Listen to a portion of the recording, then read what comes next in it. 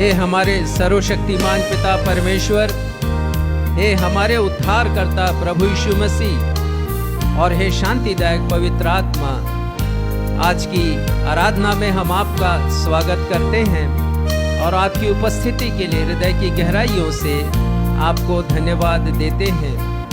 एक बहुत प्यारा भजन राजा दाऊद ने लिखा और उस भजन में उन्होंने अपने जीवन के अनुभवों को उतार दिया है। वो लिखते हैं, हे यहोवा, मैं अपने मन को तेरी ओर उठाता हूँ।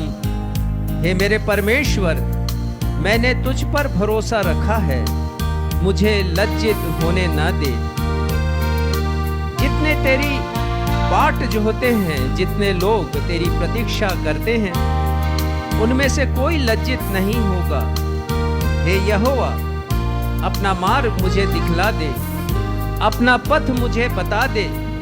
मुझे अपने सत्य पर चला और शिक्षा दे, क्योंकि तू मेरा उद्धार करने वाला परमेश्वर है।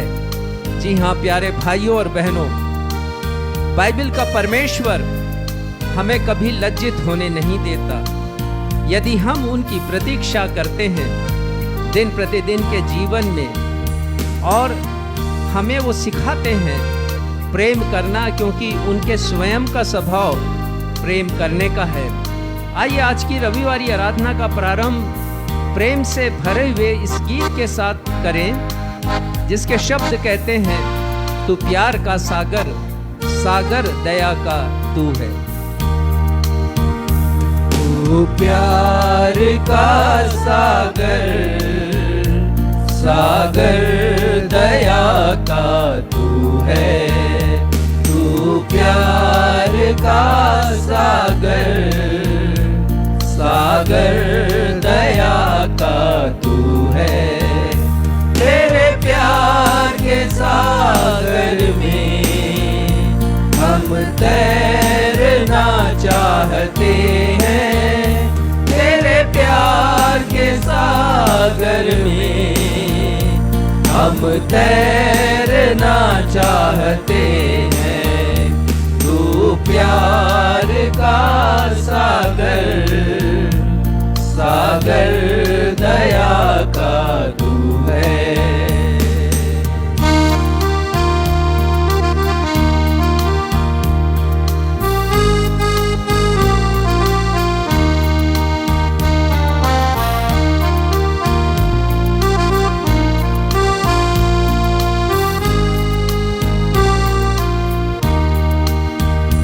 गहराई मिले सागर की, ऊंचाई मिले आसमां की।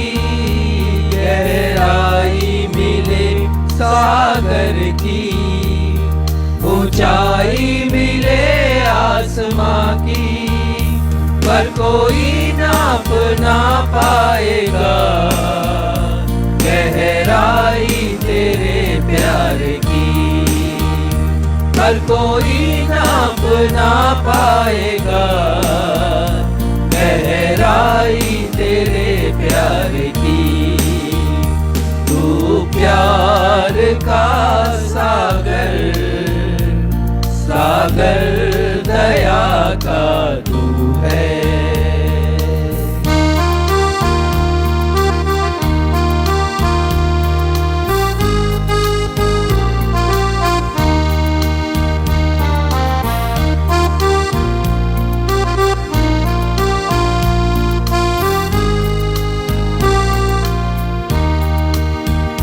परमेश्वर होने पर भी तूने मानव रूप धारण किया। परमेश्वर होने पर भी तूने मानव रूप धारण किया। प्रभु तेरे इसी प्यार ने हमको दीवाना बनाया। प्रभु तेरे इसी प्यार ने हमको दीवाना बनाया। तू प्यार का सागर, सागर दया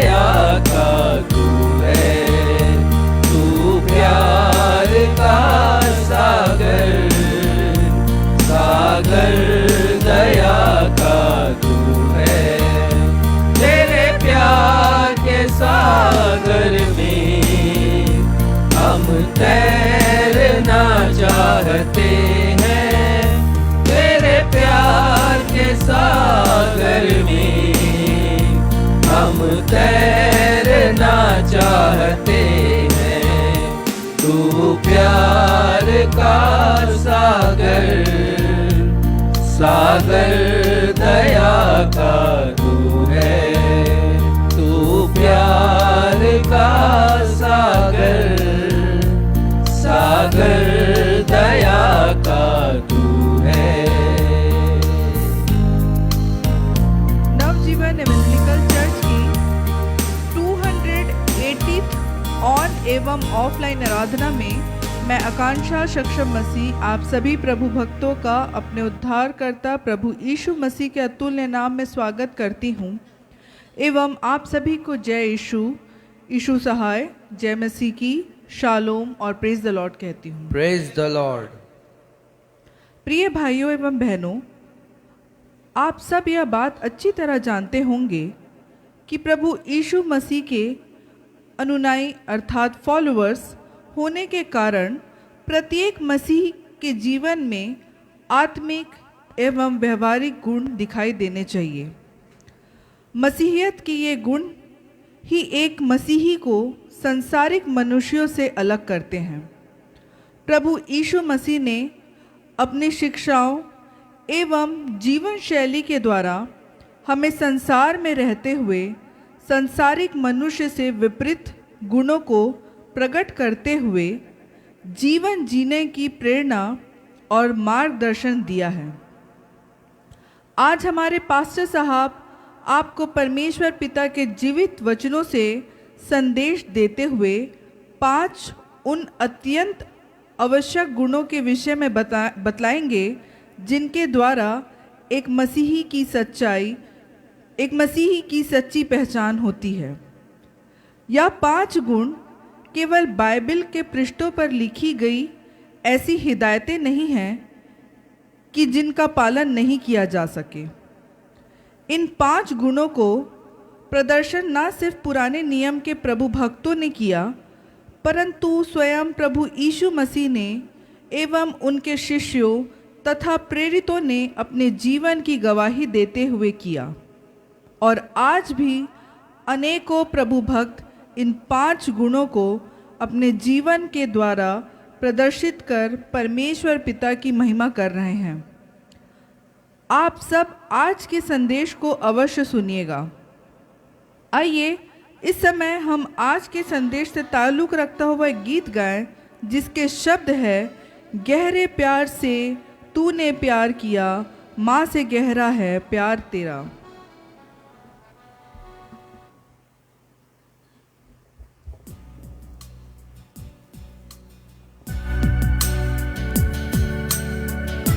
जी हाँ प्यारे भाइयों और बहनों, एक मसीही की पहचान इस बात से होती है कि वो प्रेमी स्वभाव का है या नहीं।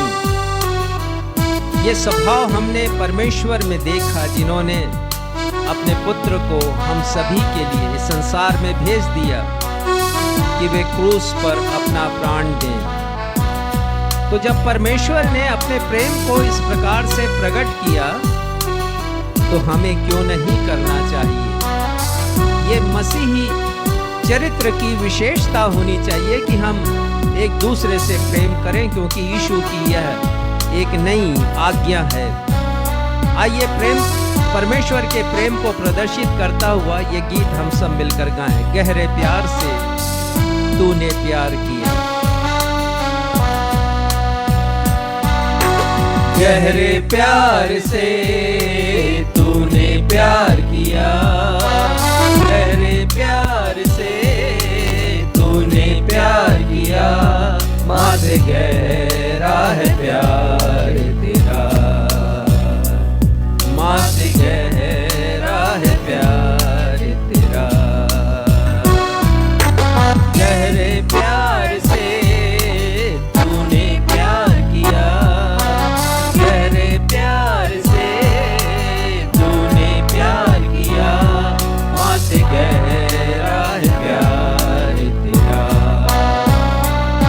माँ से गहरा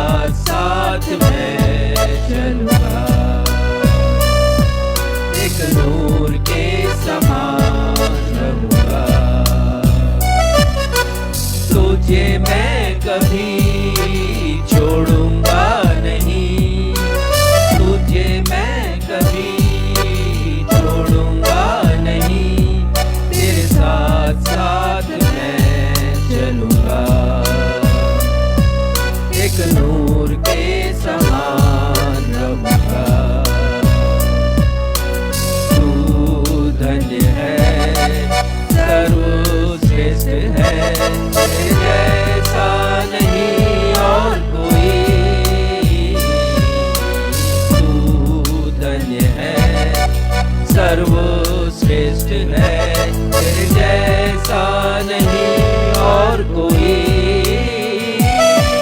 hallelujah hallelujah hallelujah hallelujah hallelujah hallelujah hallelujah hallelujah.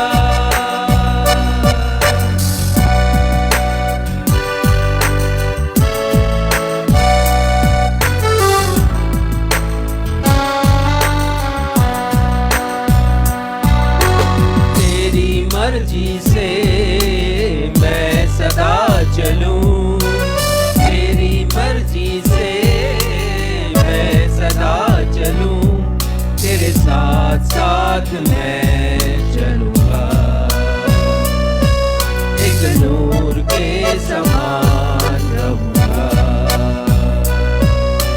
तेरी मर्जी से मैं सदा चलूं, तेरी मर्जी से मैं सदा चलूं, तेरे साथ साथ मैं चलूंगा, एक नूर के समान रहूंगा। तू धन्य है, सर्वश्रेष्ठ है, तेरे जैसा नहीं और कोई। तू धन्य है, सर्वश्रेष्ठ है, तेरे जैसा नहीं और कोई। Hallelujah hallelujah hallelujah hallelujah hallelujah hallelujah hallelujah hallelujah.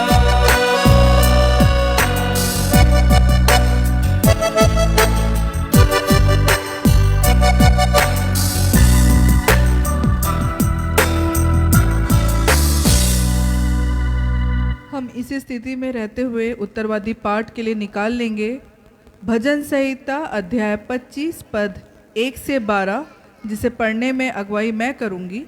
भजन संहिता अध्याय 25 पद 1 से 12 और आखिरी पद हम एक साथ पढ़ेंगे।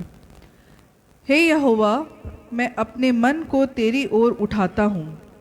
हे मेरे परमेश्वर, मैंने तुझी पर भरोसा रखा है, मुझे लज्जित होने न दे। मेरे शत्रु मुझ पर जय जयकार करने ना पाएं। वरन जितने तेरी बाट जोते हैं उनमें से कोई लज्जित ना होगा, परंतु जो आकारण विश्वासघाती हैं वे ही लज्जित होंगे। हे यहोवा, अपने मार्ग मुझको दिखला, अपना पथ मुझे बता दे। मुझे अपने सत्य पर चला और शिक्षा दे, क्योंकि तू मेरा उद्धार करने वाला परमेश्वर है। मैं दिन भर तेरी ही बाट जोता रहता हूँ। हे यहोवा, अपनी दया और करुणा के कामों को स्मरण कर, क्योंकि वे तो अनंत काल से होते आए हैं।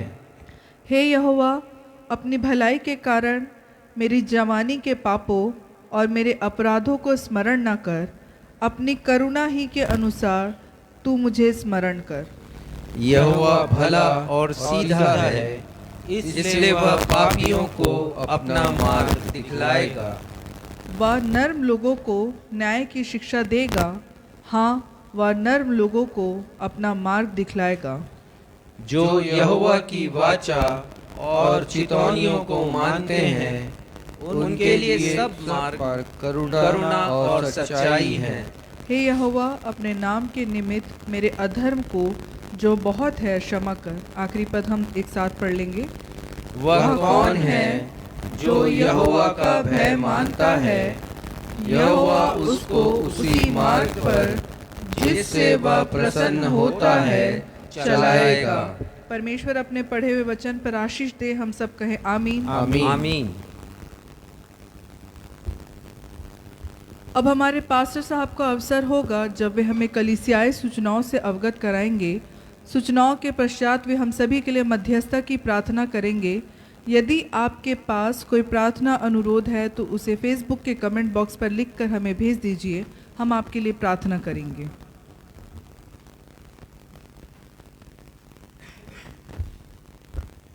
नवजीवन इवेंजलिकल चर्च की 280वीं अर्थात 280th ऑन एवं ऑफलाइन आराधना में मैं पास्टर राजेश मसीह आप सभी प्रभु भक्तों का जो इस समय आराधना भवन में उपस्थित हैं या फेसबुक पर ऑनलाइन उपस्थित हैं अथवा आने वाले दिनों में यूट्यूब, व्हाट्सएप, मैसेंजर और फेसबुक के ग्रुप्स में भेजे जाने वाले वीडियो को देखकर हमारी आज की रविवारी आराधना में शामिल होंगे।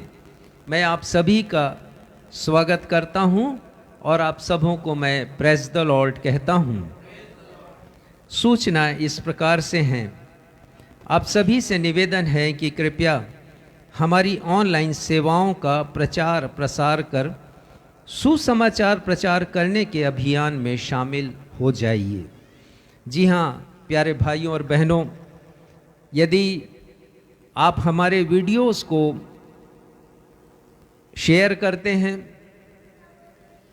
उन लोगों के साथ जिन्हें नहीं मालूम हमारी रविवारी आराधना के विषय में, जो किसी कारण से चर्च जाने में अभी असमर्थ हैं या जिनके जहाँ वो रहते हैं वहाँ पर आसपास कोई कलीसिया नहीं है, जैसे कि आर्मी में, नेवी में, एयरफोर्स में काम करने वाले जवान हैं, बॉर्डर पर रहने वाले, सीमाओं पर अपनी सेवा करने वाले हमारे जवान हैं, या नक्सलाइट एरिया में पुलिस में है कोई या किसी अन्य विभाग में, यदि वो है स्थानांतरण के कारण वो अपने घर से दूर है, आप उन्हें अवश्य बताएं। साथ ही जो शारीरिक रूप से असमर्थ हैं, कलीसिया भवन नहीं जा सकते, उनके लिए तो ये उपहार के समान है कि हम रविवारी आराधना उनके निवास स्थान पर लेकर आते हैं। आप सभी से निवेदन है कि कृपया हमारी सूचना को भी आप शेयर कीजिए, फॉरवर्ड कीजिए अपने मित्रों के साथ, अपने रिश्तेदारों के साथ, ताकि अधिक से अधिक लोग हमारी सेवा का लाभ उठा सकें। ना सिर्फ रविवारी आराधना का प्रसारण हम करते हैं, लेकिन बुधवार को हम बाइबल स्टडी भी लेते हैं जूम के ऊपर, और यदि आप इच्छुक हैं तो हमसे संपर्क कीजिए, हम आपको लिंक भेज देंगे। बहुत पहले कलीसियाओं में बुधवार की आराधना होती थी, शाम के समय बाइबल स्टडी कराया जाता था, लेकिन लोगों की व्यस्त जिंदगी के कारण अब सब कुछ गड़बड़ हो गया है, बिगड़ गया है, ये सेवाएं बंद हो चुकी हैं कलीसिया में। तो हमने सोचा कि क्यों ना जूम मीटिंग के द्वारा बाइबल अध्ययन का लाभ हम अपने दर्शकों को दें, और आप यदि रुचि लेते हैं, क्योंकि बहुत अच्छा बाइबल अध्ययन कराया जाता है हर बुधवार की शाम 7:15 बजे से, आप यदि रुचि लेते हैं तो आपको हम लिंक भेज देंगे। साथ ही हमारा ये अनुरोध है कि अपने प्रार्थना अनुरोधों को हमें भेजिए। हम बार बार आपसे अनुरोध करते हैं अपनी इस आराधना के दरमियान कि यदि आपके पास कोई प्रार्थना अनुरोध हो तो आप उसे फेसबुक के कमेंट बॉक्स में लिखकर हमें भेज सकते हैं इसी समय, या फिर बाद में यूट्यूब के कमेंट बॉक्स में या मैसेंजर के कमेंट बॉक्स में, या जो फेसबुक के ग्रुप्स हैं उसके कमेंट बॉक्स में भी आप अपने प्रार्थना निवेदनों को हमें भेजिए। हम आपके लिए अवश्य प्रार्थना करेंगे।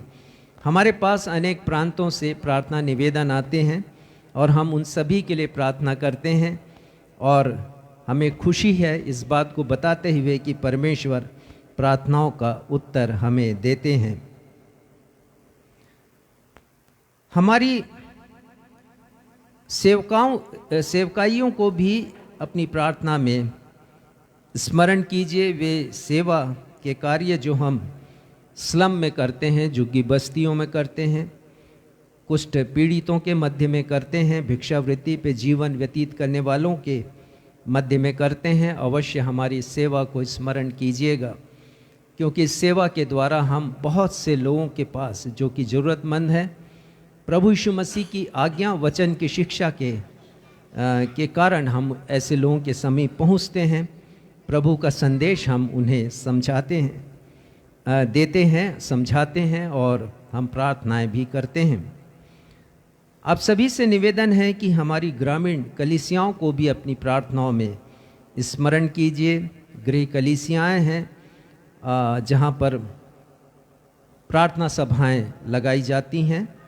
आपसे अनुरोध है कि आप उन्हें अपनी प्रार्थनाओं में स्मरण रखें। हमारे पास्टर्स के लिए भी प्रार्थना करें कि वो अपनी सेवा को बहुत ईमानदारी के साथ और विश्वास योग्यता के साथ पूरी कर सकें। प्रार्थना हम करते हैं लोगों की आवश्यकताओं के लिए, उनकी चंगाइयों के लिए, उनकी ज़रूरतों को पूरा करने के लिए, लेकिन साथ ही साथ हम काउंसलिंग भी करते हैं। विशेषकर विवाह संबंधी यदि कोई परेशानी हो, तो परिवार में कोई परेशानी हो तो हम परामर्श देते हैं। बिगड़े संबंधों को हम सुधारते हैं, प्रार्थना करते हैं उनके लिए।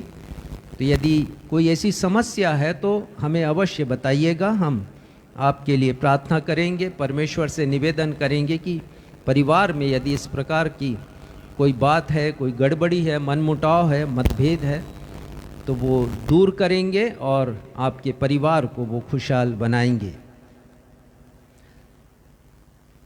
दिनांक 18, 19, 20 अक्टूबर को मैं प्रयागराज में आयोजित आत्मिक जागृति सभा में कन्वेंशन स्पीकर के रूप में मैं जाऊंगा। मुझे आमंत्रित किया गया है। कृपया दिन प्रतिदिन की प्रार्थनाओं में स्मरण रखिए कि वो सभाएं बहुत सफल हों, परमेश्वर के वचन का प्रचार पवित्र आत्मा की भरपूरी में और सामर्थ्य में मैं कर सकूं और लोगों के हृदय छिदे जाएं, केवल औपचारिकता ना हो परंतु लोगों के आत्मिक जीवन में परिवर्तन आ सके, ऐसी प्रार्थना कीजिएगा।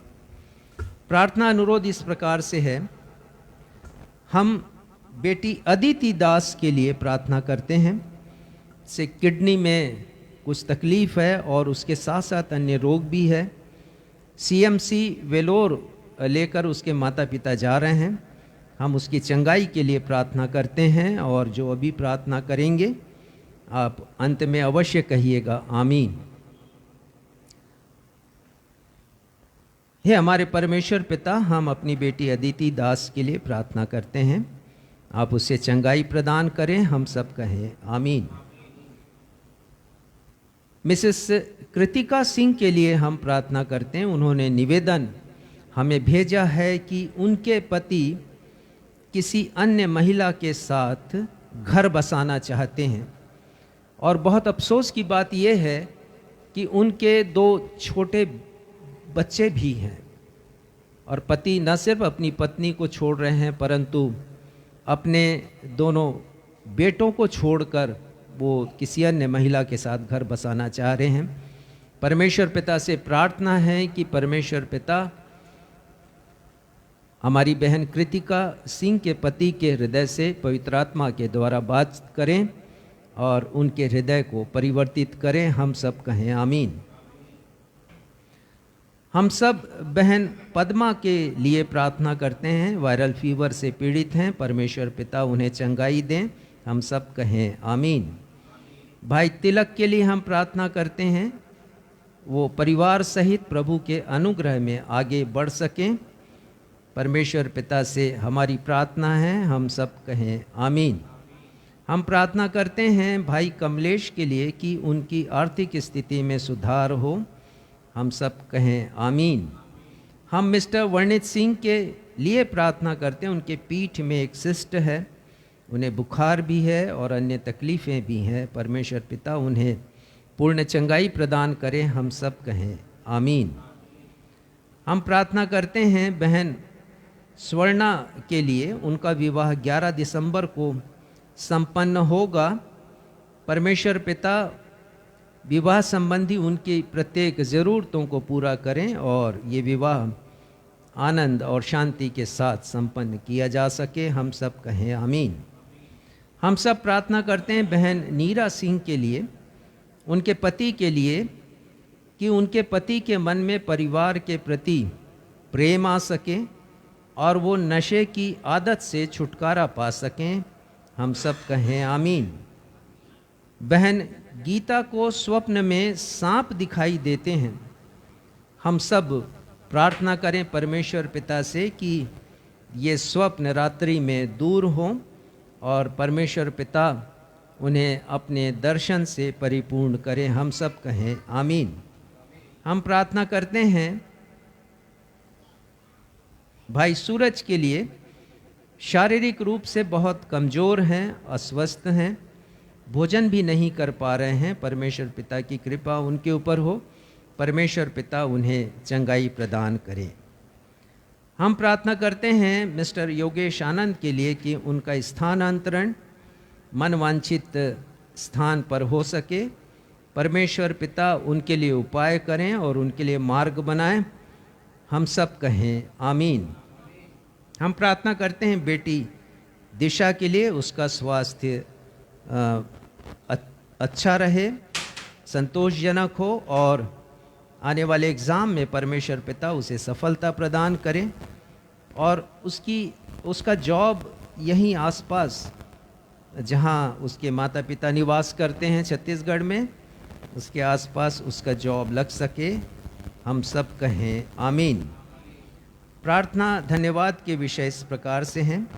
मैं आप सभी को धन्यवाद देना चाहता हूं अपनी पत्नी, मेरी पत्नी श्रीमती बीना मसीह की चंगाई के लिए। आप सभी ने प्रार्थनाएं की, उन्हें चंगाई मिली है। परमेश्वर पिता को हम धन्यवाद देते हैं और आप सभी को धन्यवाद देते हैं जिन्होंने उनके लिए बड़े परिश्रम के साथ लौ लगाकर प्रार्थना की है। हम धन्यवाद देते हैं परमेश्वर पिता को मिसेस श्वेता सिंह के लिए।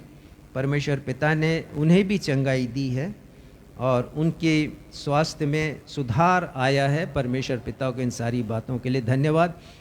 आइए हम सब प्रार्थना में जाएं और अपने निवेदनों को, जिसे अभी हमने परमेश्वर पिता के सिंहासन के समक्ष रखा है, उनके लिए पुनः एक बार प्रार्थना करें प्रभु यीशु मसीह के नाम में। हमारे परमेश्वर पिता, ये सारे निवेदन जिसे अभी हमने पढ़ा है और हाँ और आमीन भी हमने किया है, प्रार्थना है पिता कि आपके लिए ग्रहण योग्य हो। प्रार्थना करते हैं पिता हम सभी दर्शकों के लिए जो ऑनलाइन सेवा का लाभ उठाते हैं, हमारी रविवारी आराधना में शामिल होकर उनमें से हर एक के साथ आपकी कृपा हो। पिता हमें नहीं मालूम कि किसकी क्या समस्या है, आप सबको जानते हैं पिता, कुछ भी आपसे छिपा नहीं। यदि हमारे दर्शक में या भी कोई ऐसा हो जिसकी कोई समस्या हो लेकिन वो कह नहीं पाए हैं, पिता उनके हृदय की बातों को जानकर उनकी समस्या का निवारण कीजिए। पिता आपने हमें भिन्न भिन्न प्रकार की सेवकाइयाँ दी हैं, हम आपको धन्यवाद देते हैं। प्रार्थना है उन सेवकाइयों को हम बड़ी ईमानदारी के साथ पूरा कर सकें। आगे की आराधना में हम आपके सामर्थ को देखें, आपके वचन को हम गहराई से जाने पिता, जिसका प्रकाशन पवित्र आत्मा के द्वारा आज हम पर करने वाले हैं। और पिता होने दीजिए कि हम अपने आत्मिक जीवन में और मसीही पहचान में आगे बढ़ सकें। धन्यवाद देते हुए अपनी इस प्रार्थना को आपके बेटे हमारे उद्धारकर्ता प्रभु यीशु मसीह के नाम से मांगते हैं, जिन्होंने ये प्रार्थना करना हमें सिखाया। हे हमारे पिता, आप जो स्वर्ग में हैं, आपका नाम पवित्र माना जाए, आपका राज्य आए, आपकी इच्छा जैसे स्वर्ग में पूरी होती है वैसे इस पृथ्वी पर भी पूरी हो। हमारे दिन भर की रोटी आज हमें दीजिए और जैसे हमने अपने अपराधियों को क्षमा किया है वैसे हमारे अपराधों को क्षमा कीजिए। हमें परीक्षा में नहीं लाइए बल्कि बुराई से बचाइए। आप पराक्रम और महिमा सदा आपके हैं। आमीन।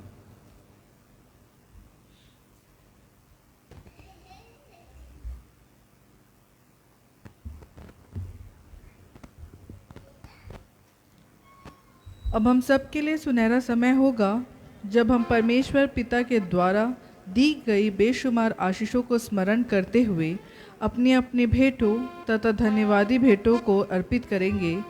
यदि हमारे ऑनलाइन दर्शक भी अपनी भेंटों को हमारी कलीसिया के द्वारा किए जा रहे सेवा के कार्यों, सुसमाचार के विस्तार अथवा निर्माणाधीन कलीसिया के अंतिम चरणों के कार्यों के लिए अर्पित करना चाहते हैं तो उनका स्वागत है।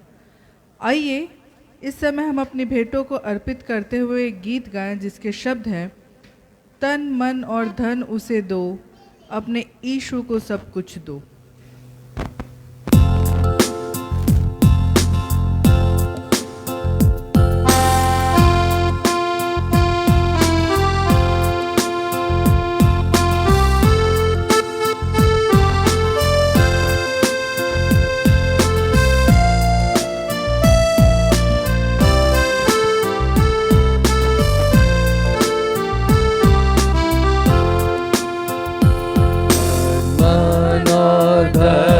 से दो, अपने यीशु को सब कुछ दो, क्योंकि उसी के द्वारा उद्धार पाना है, जीती आत्मा का दान उसे दो, तन मन और धन उसे दो।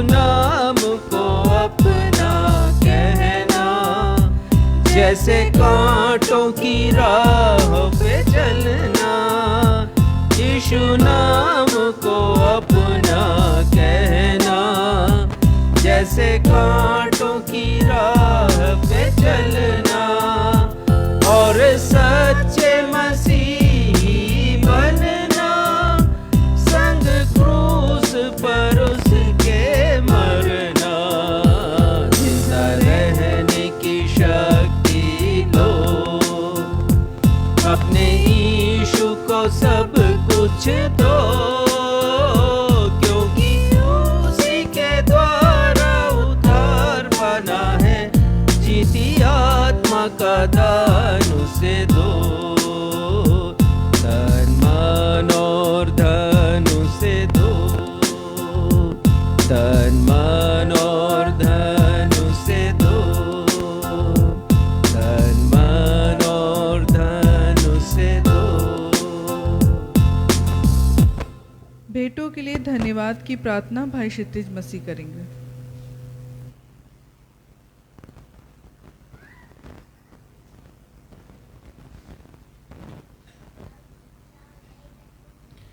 आइए इन भेंटों को परमेश्वर पिता के चरणों में अर्पित करेंगे। हम सभी प्रार्थना में जाएंगे।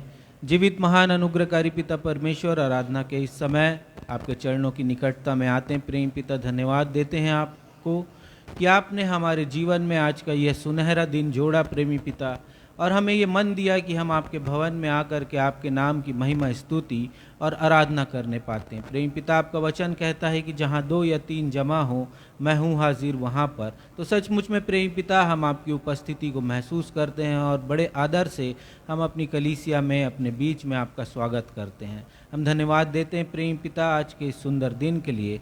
हम धन्यवाद देते हैं प्रेम पिता उन तमाम आशीषों के लिए जो आप हमारे जीवनों में जोड़ते हैं।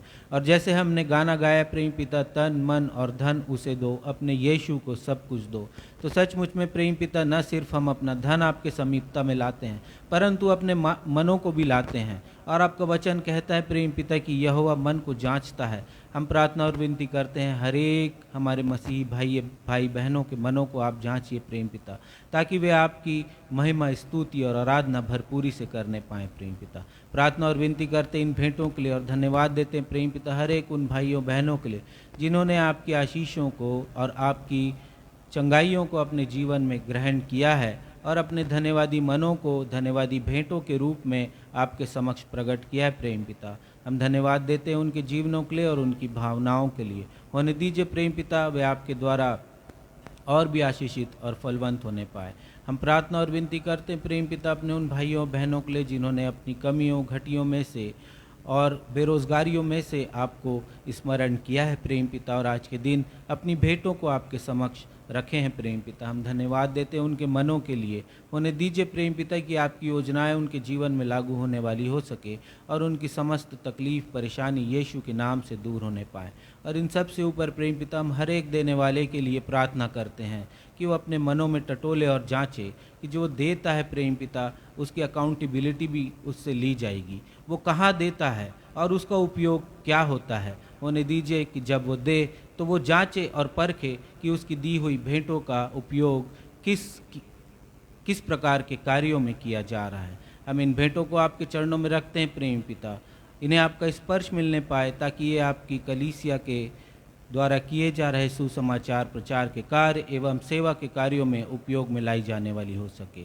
शेष आराधना में आपकी अगुवाई और उपस्थिति चाहते हैं और इस विनती को अपने उद्धारकर्ता प्रभु यीशु के मधुर और मीठे नाम से मांग लेते हैं। दया करके सुनिए और ग्रहण कीजिए। आमीन।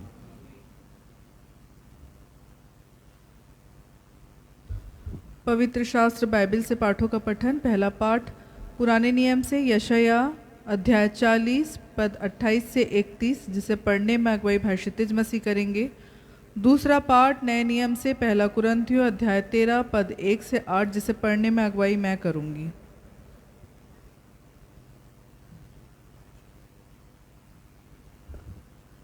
आज की आराधना में पवित्र शास्त्र के पाठ में से प्रथम पाठ हम निकाल लेंगे। यशाया नबी की पुस्तक अध्याय 40 पद 28 से 31 तक, और वचन में यहाँ यूँ लिखा है, क्या तुम नहीं जानते, क्या तुमने नहीं सुना, यहोवा जो सनातन परमेश्वर और पृथ्वी भर का सिरजनहार है, वह न थकता न श्रमित होता है।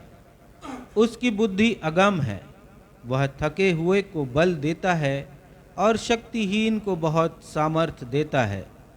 तरुण तो थकते और श्रमित हो जाते हैं और जवान ठोकर खाकर गिरते हैं, परंतु जो यहोवा की बाट जोहते हैं वे नया बल प्राप्त करते जाएंगे। वे उकाबों के समान उड़ेंगे, वे दौड़ेंगे और श्रमित न होंगे, चलेंगे और थकित न होंगे। पद 31 को मैं एक बार फिर आप लोगों के सामने पढ़ूंगा। परंतु जो यहोवा की बाट जोहते हैं वे नया बल प्राप्त करते जाएंगे, वे उकाबों की समान उड़ेंगे, वे दौड़ेंगे और श्रमित न होंगे, चलेंगे और थकित न होंगे। यह जीवित परमेश्वर का जीवित कलाम है। परमेश्वर पिता अपने वचन के पढ़े सुने और समझे जाने पर हम में से हर एक की अगुवाई करें। हम सब कहें आमीन। दूसरा पाठ नए नियम से पहला कुरिन्थियों अध्याय 13 पद 1 से लेकर 8। यदि मैं मनुष्यों और स्वर्गदूतों की बोलियां बोलूं और प्रेम न रखूं, तो मैं ठनठनाता हुआ पीतल और झंझनाती हुई झांझ हूँ। और यदि मैं भविष्यवाणी कर सकूं और सब भेदों और सब प्रकार के ज्ञान को समझूं, और मुझे यहाँ तक पूरा विश्वास हो कि मैं पहाड़ों को हटा दूं, परंतु प्रेम न रखूं, तो मैं कुछ भी नहीं। यदि मैं अपनी संपूर्ण संपत्ति कंगालों को खिला दूं या अपनी देह जलाने के लिए दे दूं और प्रेम न रखूं, तो मुझे कुछ भी लाभ नहीं। प्रेम धीरजवंत है और कृपालु है। प्रेम डाह नहीं करता, प्रेम अपनी बड़ाई नहीं करता और फूलता नहीं। वह अनरीति नहीं चलता, वह अपनी भलाई नहीं चलता, झुंझलाता नहीं, बुरा नहीं मानता, कुकर्म से आनंदित नहीं होता, परंतु सत्य से आनंदित होता है। वह सब बातें सह लेता है, सब बातों की प्रतीति करता है, सब बातों की आशा रखता है, सब बातों में धीरज रखता है। प्रेम कभी टलता नहीं। भविष्यवाणियाँ हों तो समाप्त हो जाएंगी, भाषाएं हों तो जाते रहेंगी, ज्ञान हो तो मिट जाएगा। परमेश्वर अपने पढ़े हुए वचन पर आशीष दे। हम सब कहें आमीन। सुसमाचार पाठ के लिए हम निकाल लेंगे मत्ती रचित सुसमाचार अध्याय 7 पद 21 से लेकर 26 तक, जिसे पढ़ने में अगुवाई रेवरेंड राजेश मसीह करेंगे। मत्ती रचित सुसमाचार अध्याय 7 पद 21 से लेकर 26।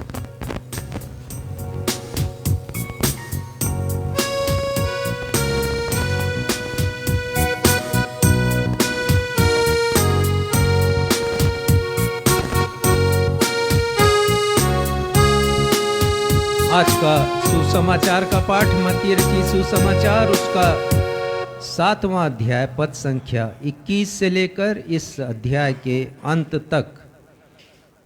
और यहाँ इस प्रकार लिखा है, प्रभु यीशु मसीह कहते हैं, जो मुझसे हे प्रभु कहता है, उनमें से हर एक स्वर्ग के राज्य में प्रवेश नहीं करेगा, परंतु वही जो मेरे स्वर्गीय पिता की इच्छा पर चलता है। उस दिन बहुत से लोग मुझसे कहेंगे, हे प्रभु, क्या हमने तेरे नाम से भविष्यवाणी नहीं की और तेरे नाम से दुष्टात्माओं को नहीं निकाला और तेरे नाम से बहुत से आश्चर्य कर्म नहीं किए? तब मैं उनसे खुलकर कह दूंगा, मैंने तुमको कभी नहीं जाना। हे कुकर्म करने वालों, मेरे पास से चले जाओ। इसलिए जो कोई मेरी बातें सुनकर उन्हें मानता है, वह उस बुद्धिमान मनुष्य के समान ठहरेगा जिसने अपना घर चट्टान पर बनाया, और मेंह बरसा, बाढ़ें आई और आंधियाँ चलीं और उस घर से टकराईं, फिर भी वह नहीं गिरा, क्योंकि उसकी नींव चट्टान पर डाली गई थी। परंतु जो कोई मेरी ये बातें सुनता है और उन पर नहीं चलता, वह उस निर्बुद्धि मनुष्य के समान ठहरेगा जिसने अपना घर बालू पर बनाया, और मेंह बरसा और बाढ़ें आई और आंधियाँ चलीं और उस घर से टकराईं, और वह गिरकर सत्यानाश हो गया। जब यीशु ये बातें कह चुका तो ऐसा हुआ कि भीड़ उसके उपदेश से चकित हुई, क्योंकि वह उन्हें शास्त्रियों के समान नहीं परंतु अधिकारी के समान उपदेश देता था। ये प्रभु यीशु ख्रिस्ट का सुसमाचार है। हे प्रभु यीशु ख्रिस्ट, आपके नाम की महिमा हो, हम सब कहें आमीन। आमीन।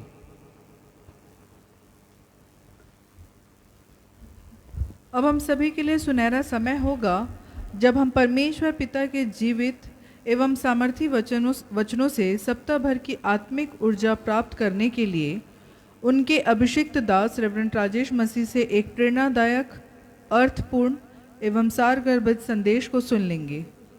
आज के संदेश का विषय है, वे कौन सी 5 बातें हैं जिनसे एक मसीही की सही पहचान प्रकट होती है। What are these 5 things that reveal the true identity of a Christian? परंतु इसके पहले कि हम आज का संदेश सुने, आइए हम सब मिलकर आज के संदेश से ताल्लुक़ रखते हुए गीत गाएं, जिसके शब्द हैं, सब कुछ तुम त्यागो पर बाइबिल न छोड़ो, उसकी हर शिक्षा पर दे अपना ध्यान।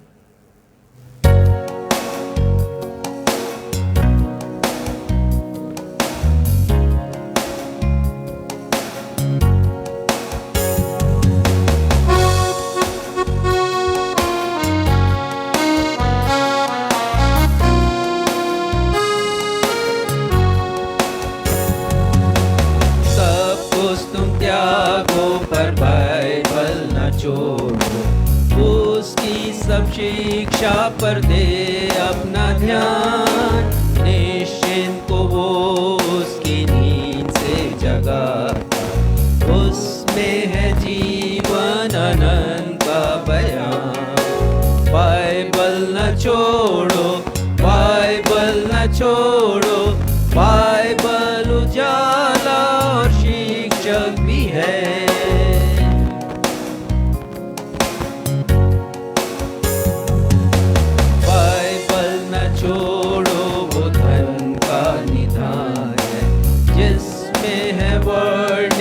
पाप से उद्धार, हे मेरे मन उसको अपना तू कर ले, उसके सब गुण है अथाह और अपार।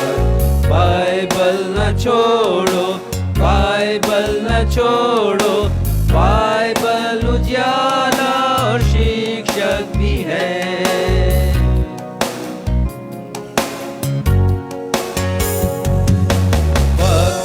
के लिए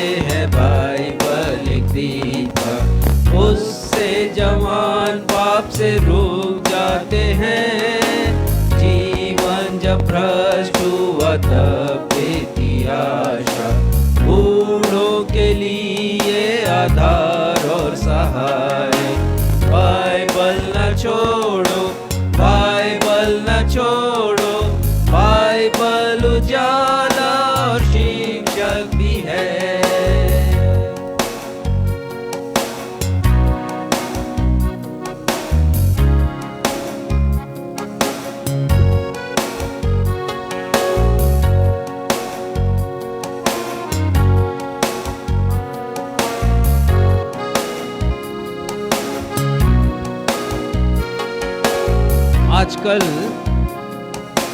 आइडेंटिटी कार्ड, जिसे हम संक्षेप रूप में आई कार्ड भी कहते हैं, हिंदी में कहें तो पहचान पत्र का चारों ओर बोलबाला है।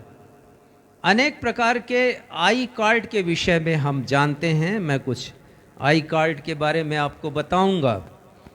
आधार कार्ड सबसे अधिक प्रचलित आई कार्ड है और जिसका उपयोग लगभग हम हर दिन करते हैं किसी न किसी रूप में। और उसके बाद मतदाता पहचान पत्र भी होता है। आयुष्मान कार्ड भी होता है हमारे पास, जो स्वास्थ्य संबंधी सुविधाओं को प्रदान करता है। हमारे पास पैन कार्ड भी है, राशन कार्ड भी होते हैं। और स्टूडेंट्स के पास, चाहे वो स्कूल में हो या कॉलेज में हो, उनके अपने पहचान पत्र या आई कार्ड होते हैं। यदि कोई नौकरी करता है, जॉब में है, किसी कंपनी में है, तो उसके पास कंपनी का आई कार्ड है। और यदि किसी डिपार्टमेंट में है तो उस डिपार्टमेंट का आई कार्ड है। इंस्टीट्यूशन में काम करता है तो उस संस्था का कार्ड उसके पास है। और अभी नागरिक पहचान पत्र भी आने वाला है, सिटीजन आइडेंटिटी कार्ड, इसका आगमन अभी होने वाला है। और बाइबल कहती है कि एंटी क्राइस्ट भी एक कार्ड लेकर आएगा और ये एंटी क्राइस्ट के आगमन के पश्चात होगा। यदि आप जानना चाहते हैं तो निकाल लीजिए प्रकाशित वाक्य, उसका 13वां अध्याय, उसके 16वें और 18वें पद में देखिए क्या लिखा है। 13वां अध्याय 16वां और 18वां पद। उसने छोटे बड़े 16वां, उसने छोटे बड़े, धनी कंगाल, स्वतंत्र दास सबके दाहिने हाथ या उनके माथे पर एक एक छाप करा दी। किसने कराया है? एंटी क्राइस्ट ने कराया है। इस विश्व के हर एक व्यक्ति की उसकी एक अलग पहचान होगी। एंटी क्राइस्ट के द्वारा उसे एक आइडेंटिटी कार्ड दिया जाएगा।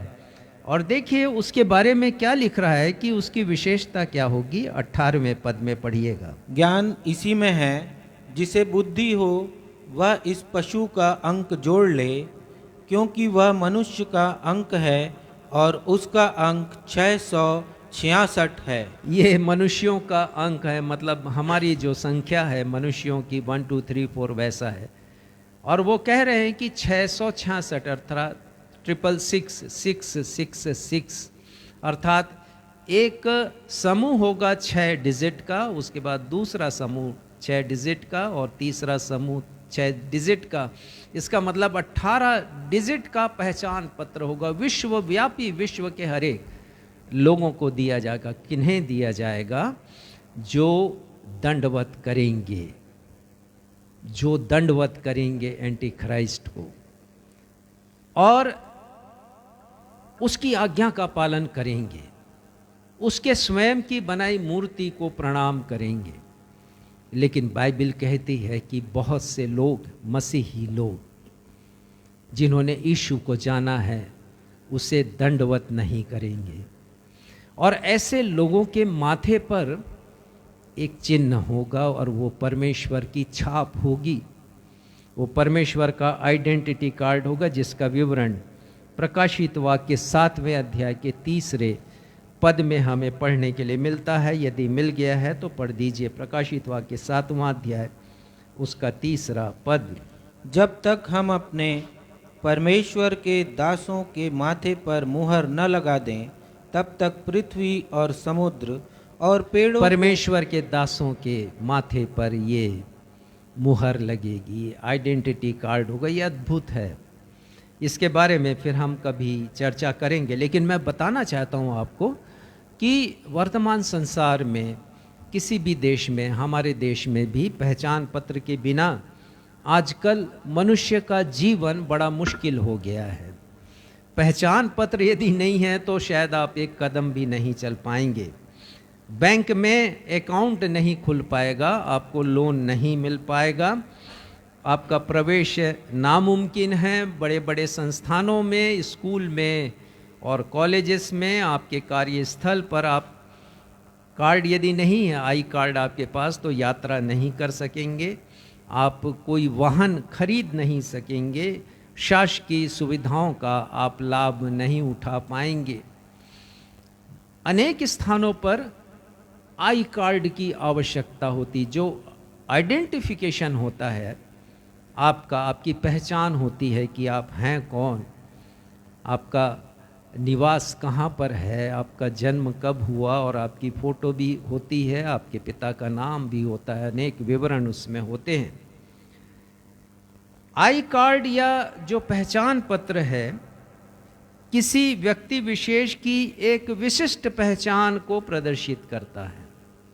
यूनिक आइडेंटिफिकेशन, विशिष्ट पहचान है, और जो एक खास व्यक्ति की पहचान है वो दूसरे की पहचान हो ही नहीं सकती, क्योंकि एक व्यक्ति का पहचान पत्र उसको दूसरे व्यक्ति के पहचान पत्र से अलग करता है। बिना, अब हम देखेंगे कि हमारे लिए भी ये कितना महत्वपूर्ण है। आत्मिक रीति से हमारी भी एक पहचान होनी चाहिए, और वो पहचान सही होनी चाहिए।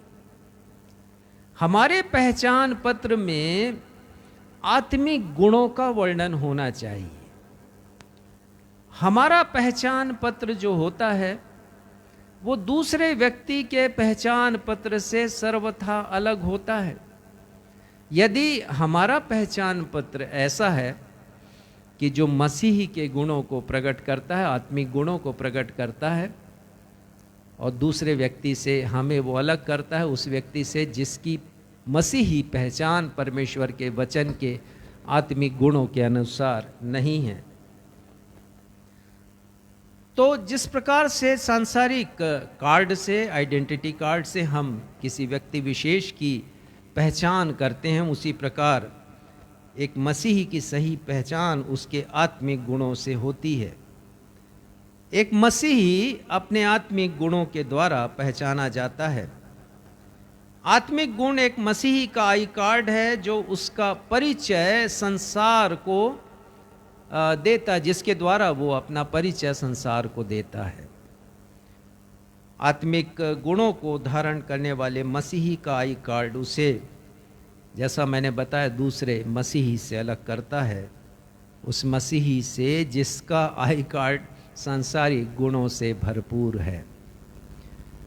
तो उपरोक्त विषयों को और विचारों को ध्यान में रखते हुए आज जिस विषय पर मैं आपका ध्यान आकर्षित करना चाहता हूँ वो विषय है, वो कौन सी 5 बातें हैं जिनसे एक मसीही की सही पहचान होती है। वो कौन से 5 गुण हैं जिनके द्वारा एक मसीही की सही पहचान प्रकट होती है। What are the 5 things that reveal the true identity of a Christian? एक मसीही की सही पहचान कैसे प्रकट हो? 5 गुणों के द्वारा हम इस बात को सीखेंगे। संसार के, मौजूदा संसार के ऐसे माहौल में जब हम बुराई का बोलबाला चारों ओर देखते हैं, एक मसीही अपनी सही पहचान को कैसे कायम रख सकता है, कैसे हम बना कर रख सकते हैं जब चारों तरफ हम बुराई के साम्राज्य को देखते हैं, चारों ओर पाप के घने अंधकार को हम देखते हैं। तो हमें अपनी पहचान बनाकर रखना है। बाइबल के वचन हमें ऐसा निर्देश देते हैं कि हमारी एक अलग पहचान हो, हम अलग दिखाई दें उन लोगों की अपेक्षा जो सांसारिक जीवन व्यतीत करते हैं। तो बाइबल एक अलगाव की बात करती है। संसार से अलग होकर हमें अपने गुणों को प्रकट करना है। संसार में रहकर संसार के से काम ना करें, पर संसार में रहकर हम प्रभु यीशु मसीह के गुणों को प्रकट करने वाले बन सकें। 5 बातों के द्वारा हम सीखेंगे। एक कठिन बात का अध्ययन हम करेंगे आज। हमारी पहचान कैसी है? धूमिल है या उज्जवल है? पहली बात के द्वारा हम जानेंगे कि एक मसीही की सही पहचान परमेश्वर के वचन के प्रति लगाव से प्रकट होती है। वचन के प्रति लगाव एक मसीही की सही पहचान को दर्शाता है या उजागर करता है। कुछ उदाहरणों के द्वारा मैं आपको इस बात को समझाऊंगा कि वचन के प्रति हमारा लगाव कितना गहरा होना चाहिए। यदि प्रथम शताब्दी की कलीसियाओं को देखें तो हम पाएंगे कि उस जमाने के जो मसीही जन थे उनका परमेश्वर के वचन के प्रति बहुत गहरा लगाव था। कुछ उदाहरणों के द्वारा मैं आपको इस बात को समझाऊंगा और मैं चाहूँगा कि आप प्रेरितों के काम उसके 17वें अध्याय के 11वें पद को पढ़ें। 2 बातें मैं यहाँ बताना चाहूँगा आपको कि प्रथम शताब्दी की कलीसिया के लोग न सिर्फ वचन को पढ़ने के लिए आतुर होते थे, वचन को पढ़ने में रुचि लेते थे या वचन के प्रति उनका गहरा लगाव होता था, वो पढ़ा करते थे। परंतु दूसरी बात, वचन को उतने ही ध्यान के साथ सुना भी करते थे। सुनने का भी लगाव था, पढ़ने का भी लगाव था प्रथम शताब्दी की कलीसिया में।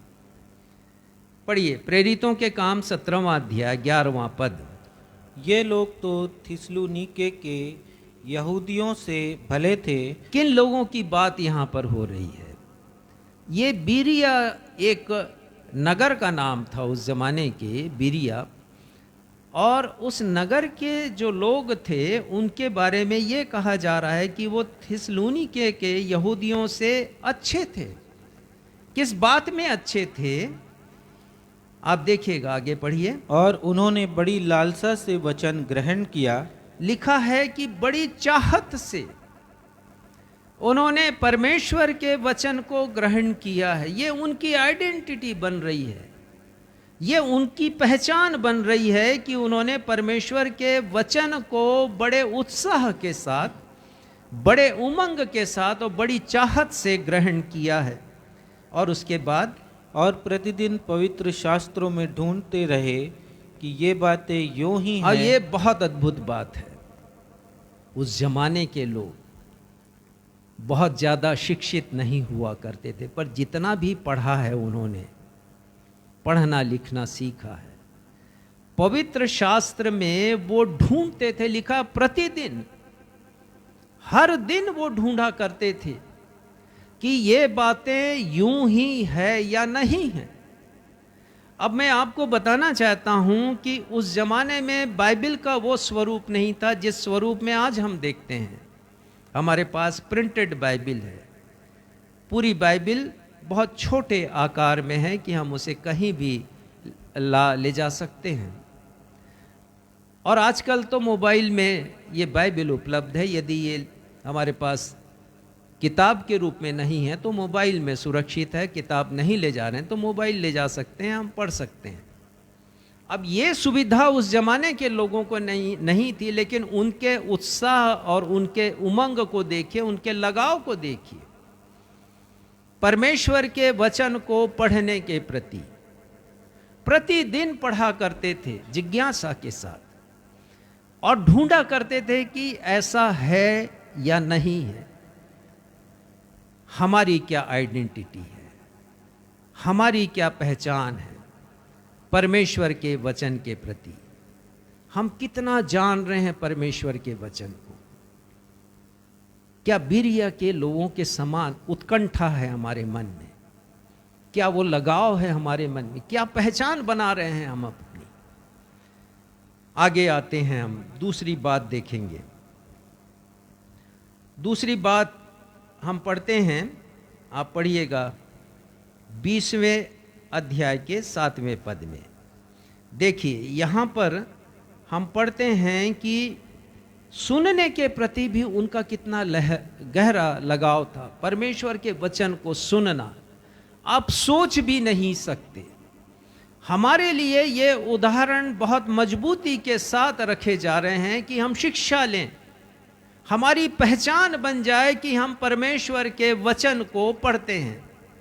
पढ़िएगा 20वें अध्याय का 7वां पद। सप्ताह के पहले दिन जब हम रोटी तोड़ने के लिए इकट्ठे हुए तो पौलुस ने, जो दूसरे दिन चले जाने पर था, उसने उनसे बातें की और आधी रात तक बातें करता रहा। मोबाइल में आ रहा है?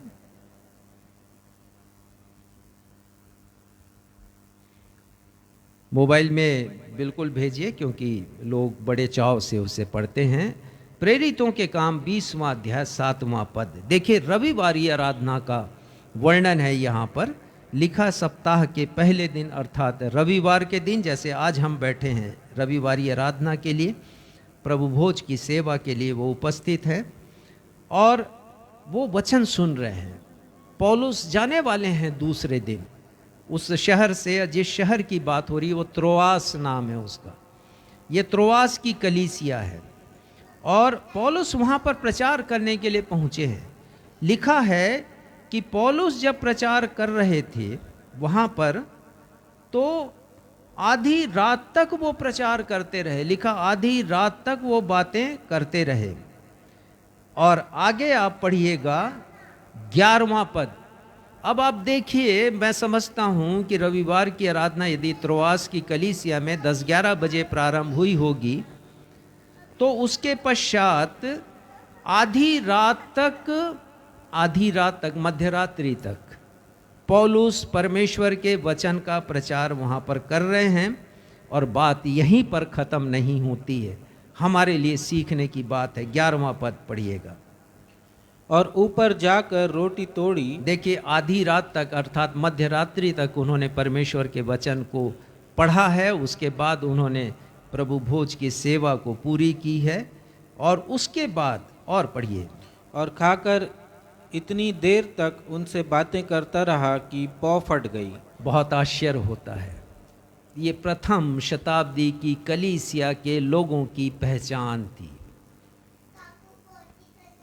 इतनी देर तक वो बातें करते रहे, पौलुस और लोग सुनते रहे। सुनने का लगाव, सुन रहे हैं लोग, लगातार सुन रहे हैं।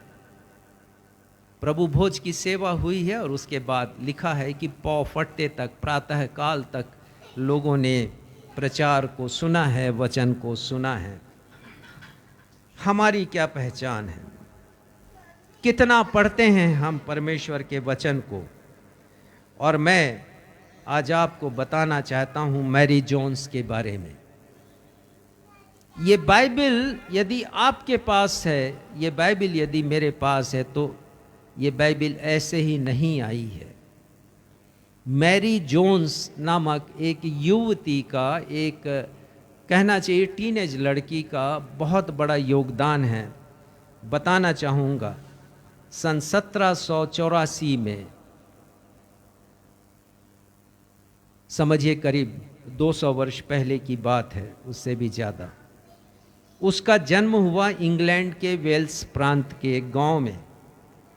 उसके पिता हैंडलूम का काम करते थे, वस्त्र बनाते थे उसके पिता, और बहुत निर्धन परिवार था उनका।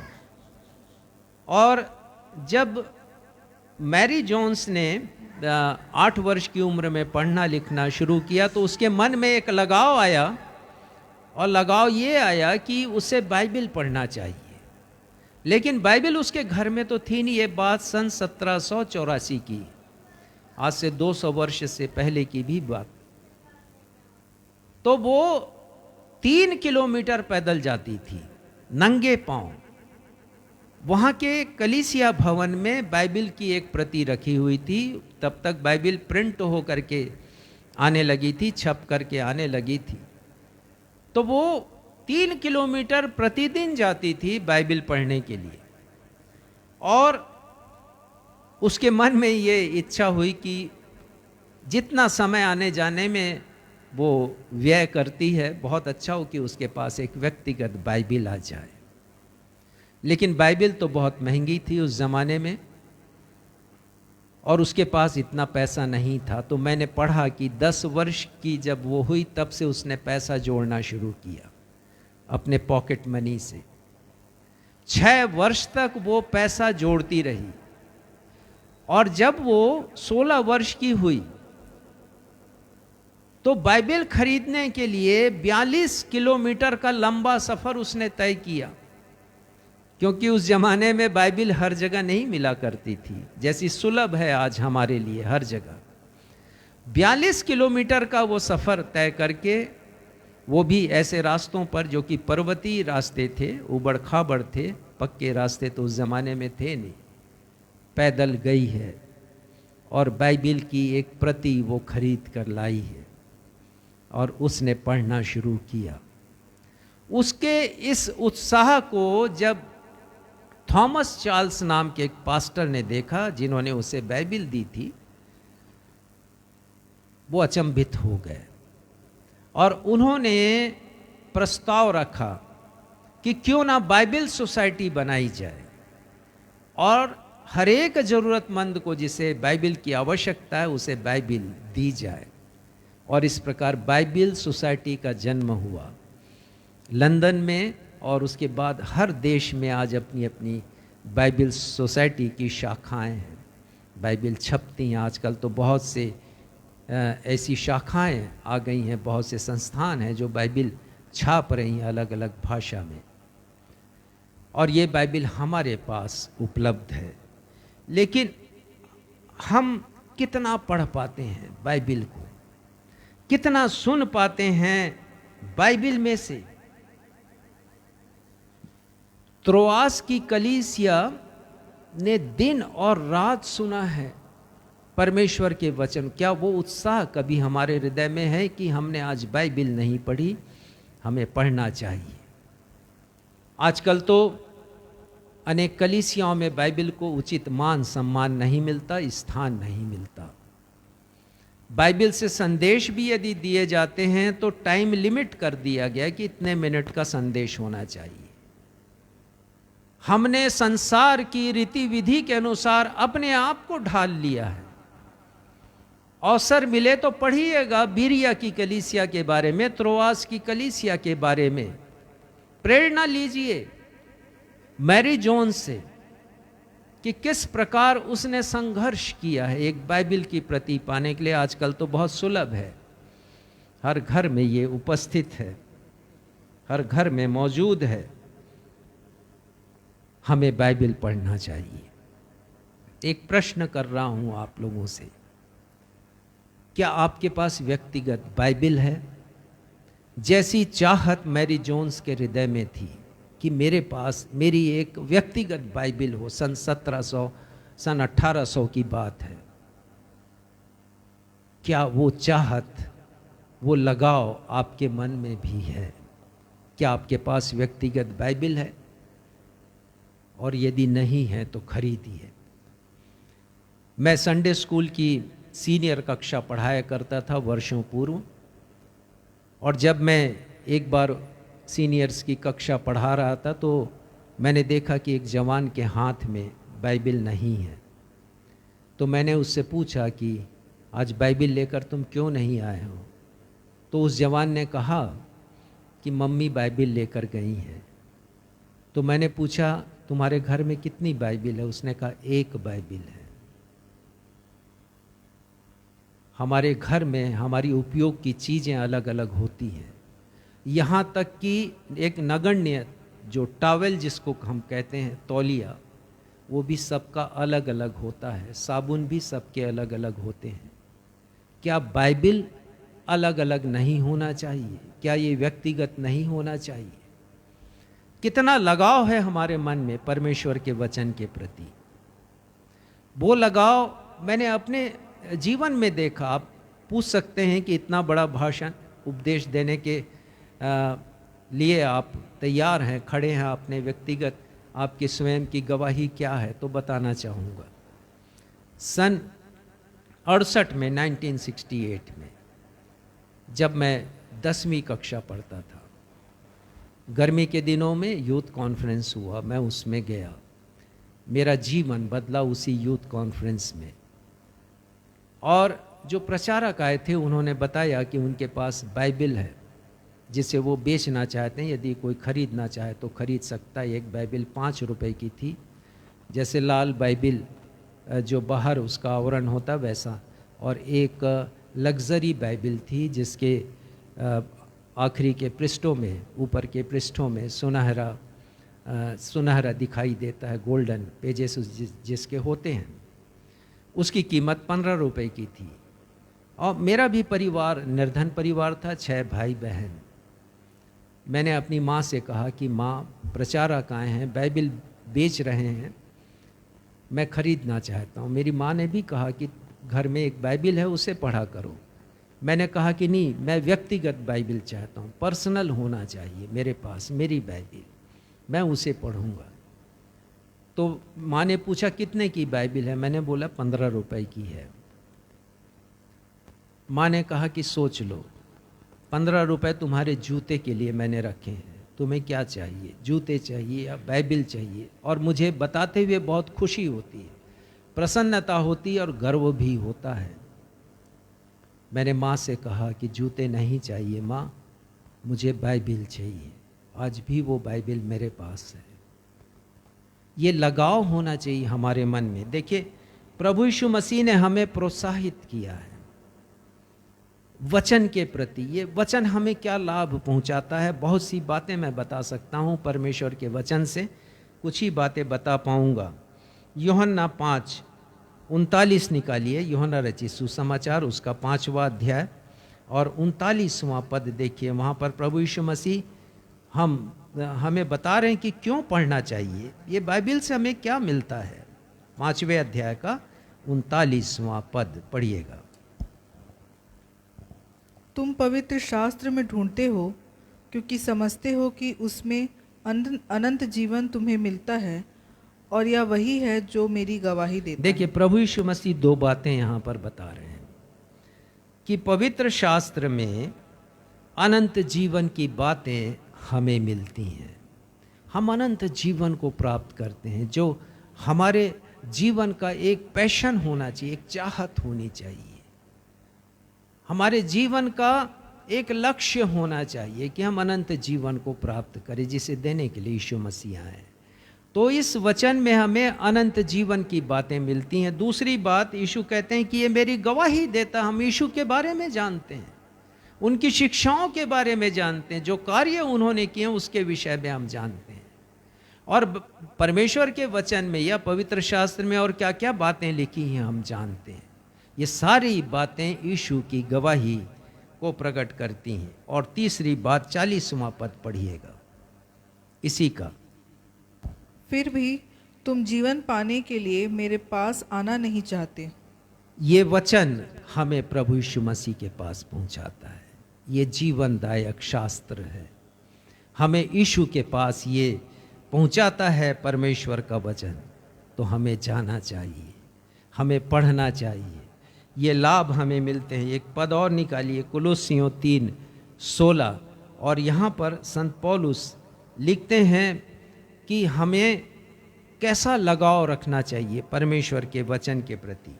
कुलोसियों 3 अध्याय और उसका 16वां पद देखिए, यहाँ क्या लिखा है। मसीह के वचन को अपने हृदय में अधिकाई से बसने दो। संत पौलुस कह रहे हैं कि अधिकाई से बसने दो।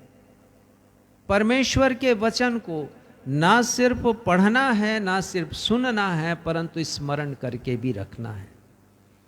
वचन में क्या क्या लिखा है, हमारे लिए ये बहुत शिक्षादायक संदेश है। कितना पढ़ पाते हैं हम परमेश्वर के वचन को, ये हमारे लिए सही पहचान बनाती, यदि परमेश्वर के वचन के प्रति लगाव है हमारे हृदय में। दूसरी बात बताना चाहूँगा, एक मसीह की सही पहचान विश्वासी जीवन को जीने से प्रकट होती है।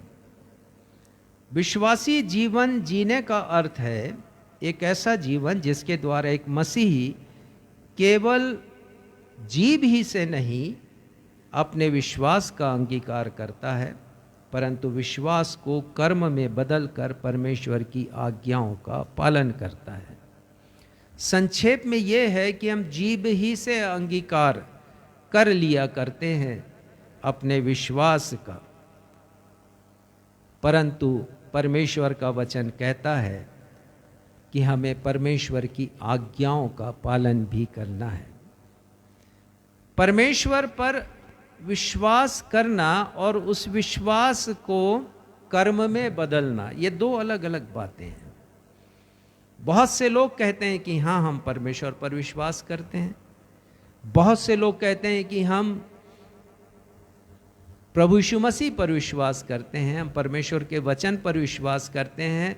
रविवार के दिन अनेक कलीसियाओं में विश्वास वचन का अंगीकार किया जाता है, लेकिन ये अंगीकार केवल हमारे मुंह तक सीमित ना रहे, केवल जीभ से अंगीकार ना करें, परंतु जो कुछ हम अंगीकार करते हैं उसे हम प्रकट करें अपने कार्यों के द्वारा।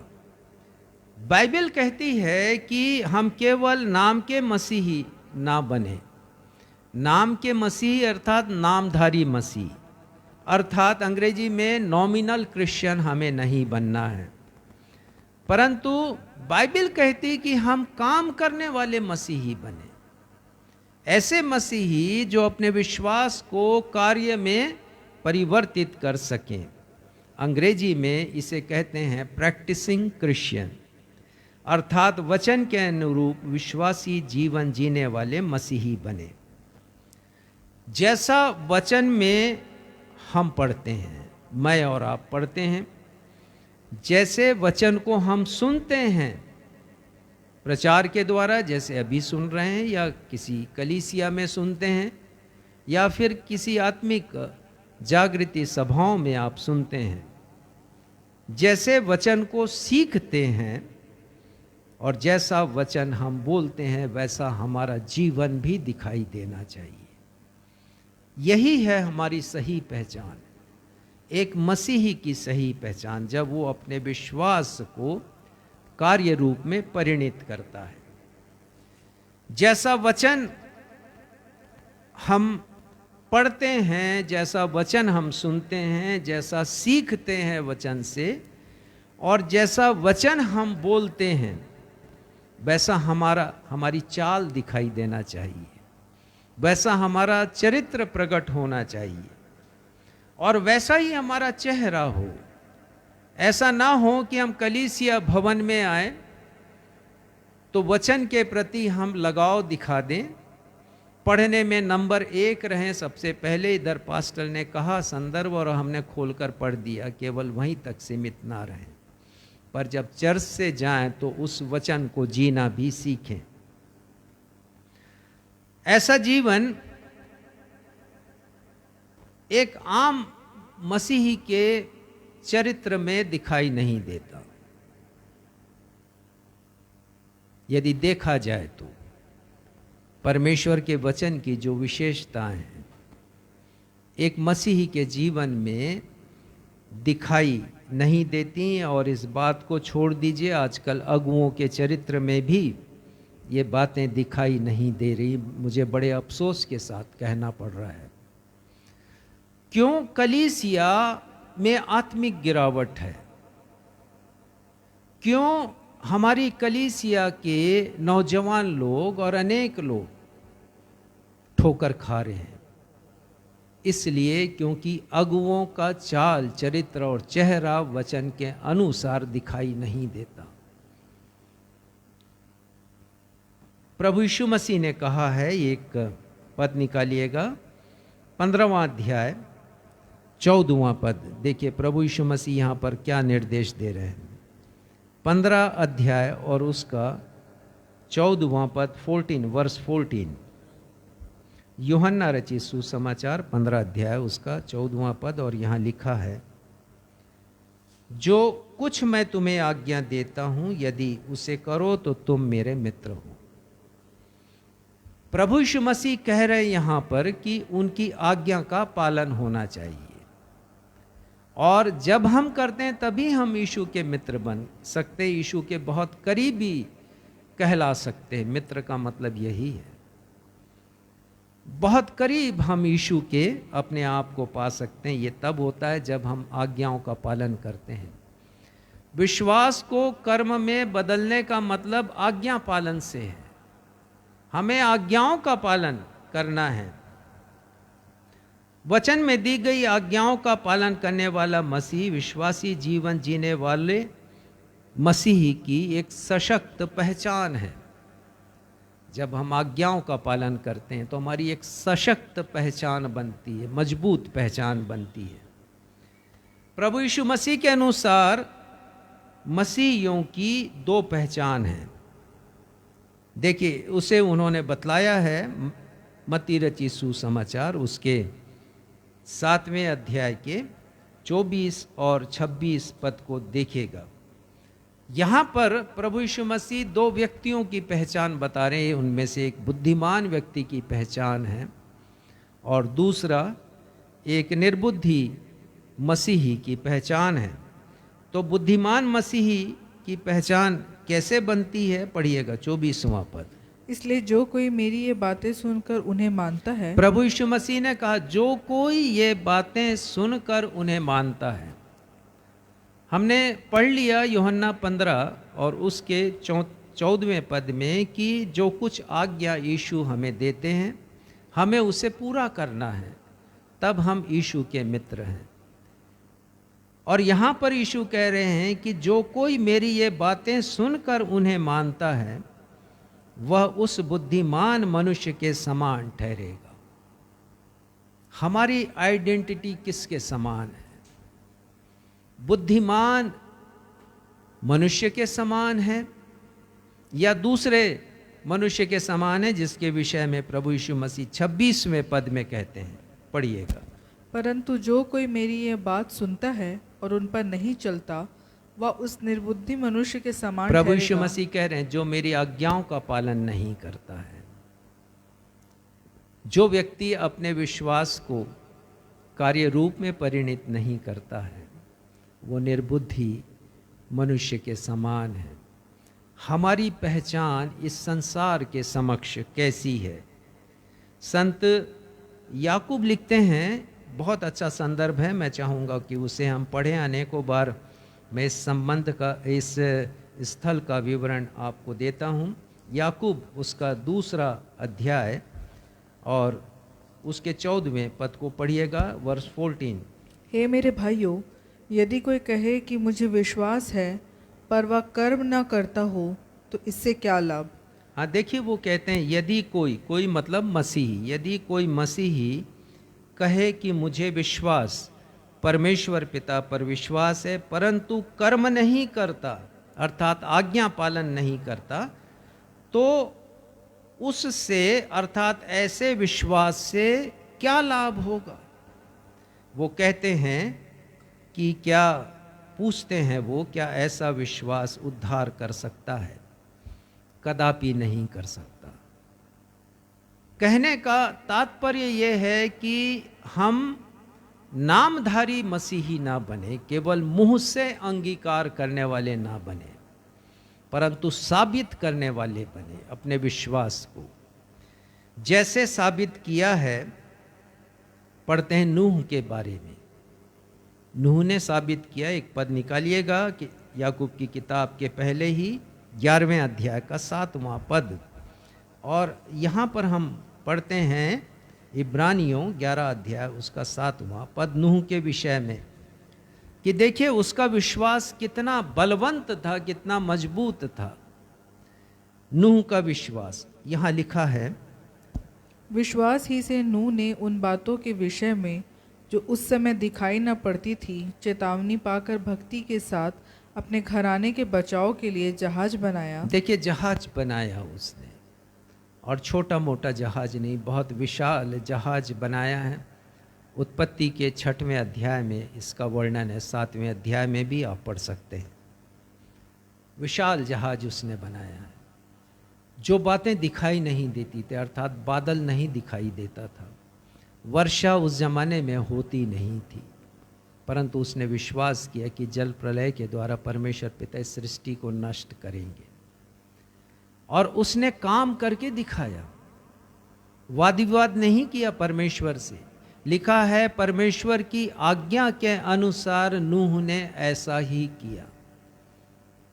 जल प्रलय कभी देखा नहीं उसने, बरसात कभी देखी नहीं, लेकिन विश्वास किया है। पढ़ते हैं हम इब्राहिम के बारे में, पढ़ते हैं मूसा के बारे में, दाऊद के बारे में, शद्रक मेशक अबेदनगो के बारे में, पढ़ते हैं हम दानियल के बारे में, हम यीशु के बारे में पढ़ते हैं, हम उनके शिष्यों के बारे में, प्रेरितों के बारे में पढ़ते हैं, जिन्होंने विश्वास को कार्य में परिणित किया है।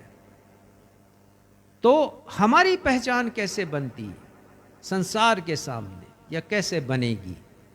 जब हम मसीही विश्वास को कार्य रूप में परिणित करेंगे। हम वैसा जीवन जिएंगे जैसा हम वचन में पढ़ते हैं, जैसा हम बोलते हैं, जैसा हम सुनते हैं और जैसा हम सीखते हैं। तीसरी बात मैं बताना चाहूँगा कि एक मसीही की सही पहचान मसीहियत के गुणों को धारण करने से होती है।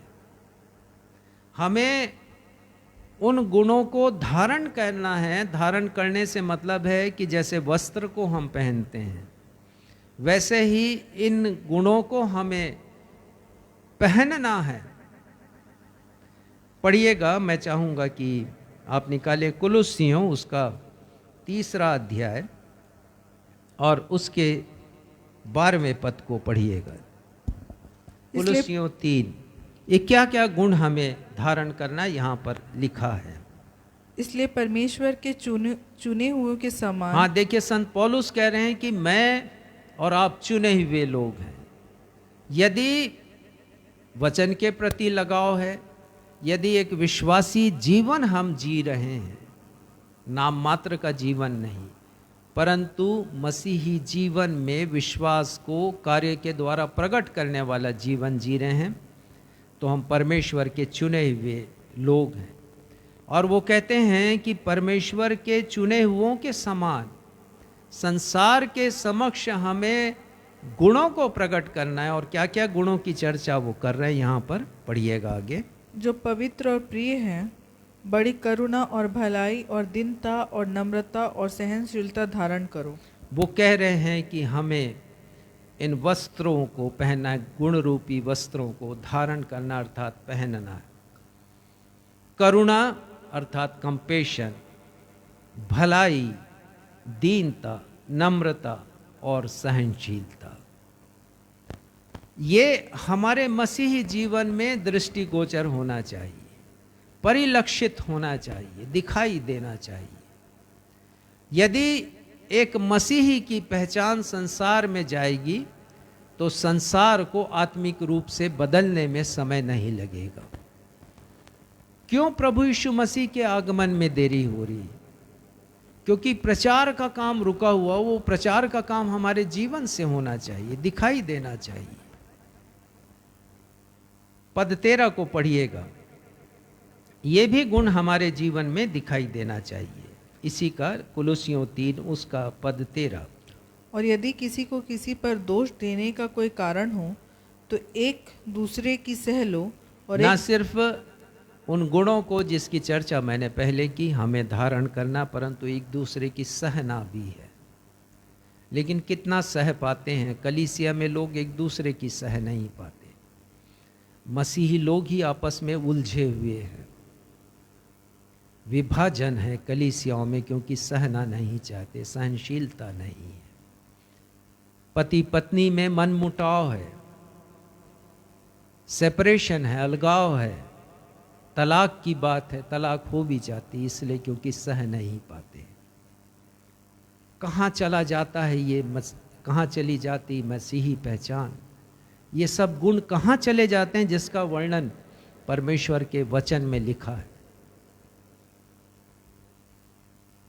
परमेश्वर के वचन में हमारे पालन के लिए बातें लिखी गई हैं। यीशु ने कहा कि तुम वैसा करो। अनेक बार यीशु ने कहा है कि हमें भी ऐसा करना है। लेकिन कब करेंगे हम, कब ये चरित्र हमारा ऐसा होगा? और आगे वो लिखते हैं कि एक दूसरे के अपराध क्षमा करो। ये भी गुण हमारे जीवन में होना चाहिए। प्रभु यीशु मसीह ने तुम शब्द का प्रयोग करते हुए हमें आज्ञा दी है। मत्ती 13 में उन्होंने कहा तुम पृथ्वी के नमक हो, और पद 14 में उन्होंने कहा तुम जगत की ज्योति हो। अर्थात हमारी पहचान व्यक्तिगत रूप से संसार में दिखाई देनी चाहिए।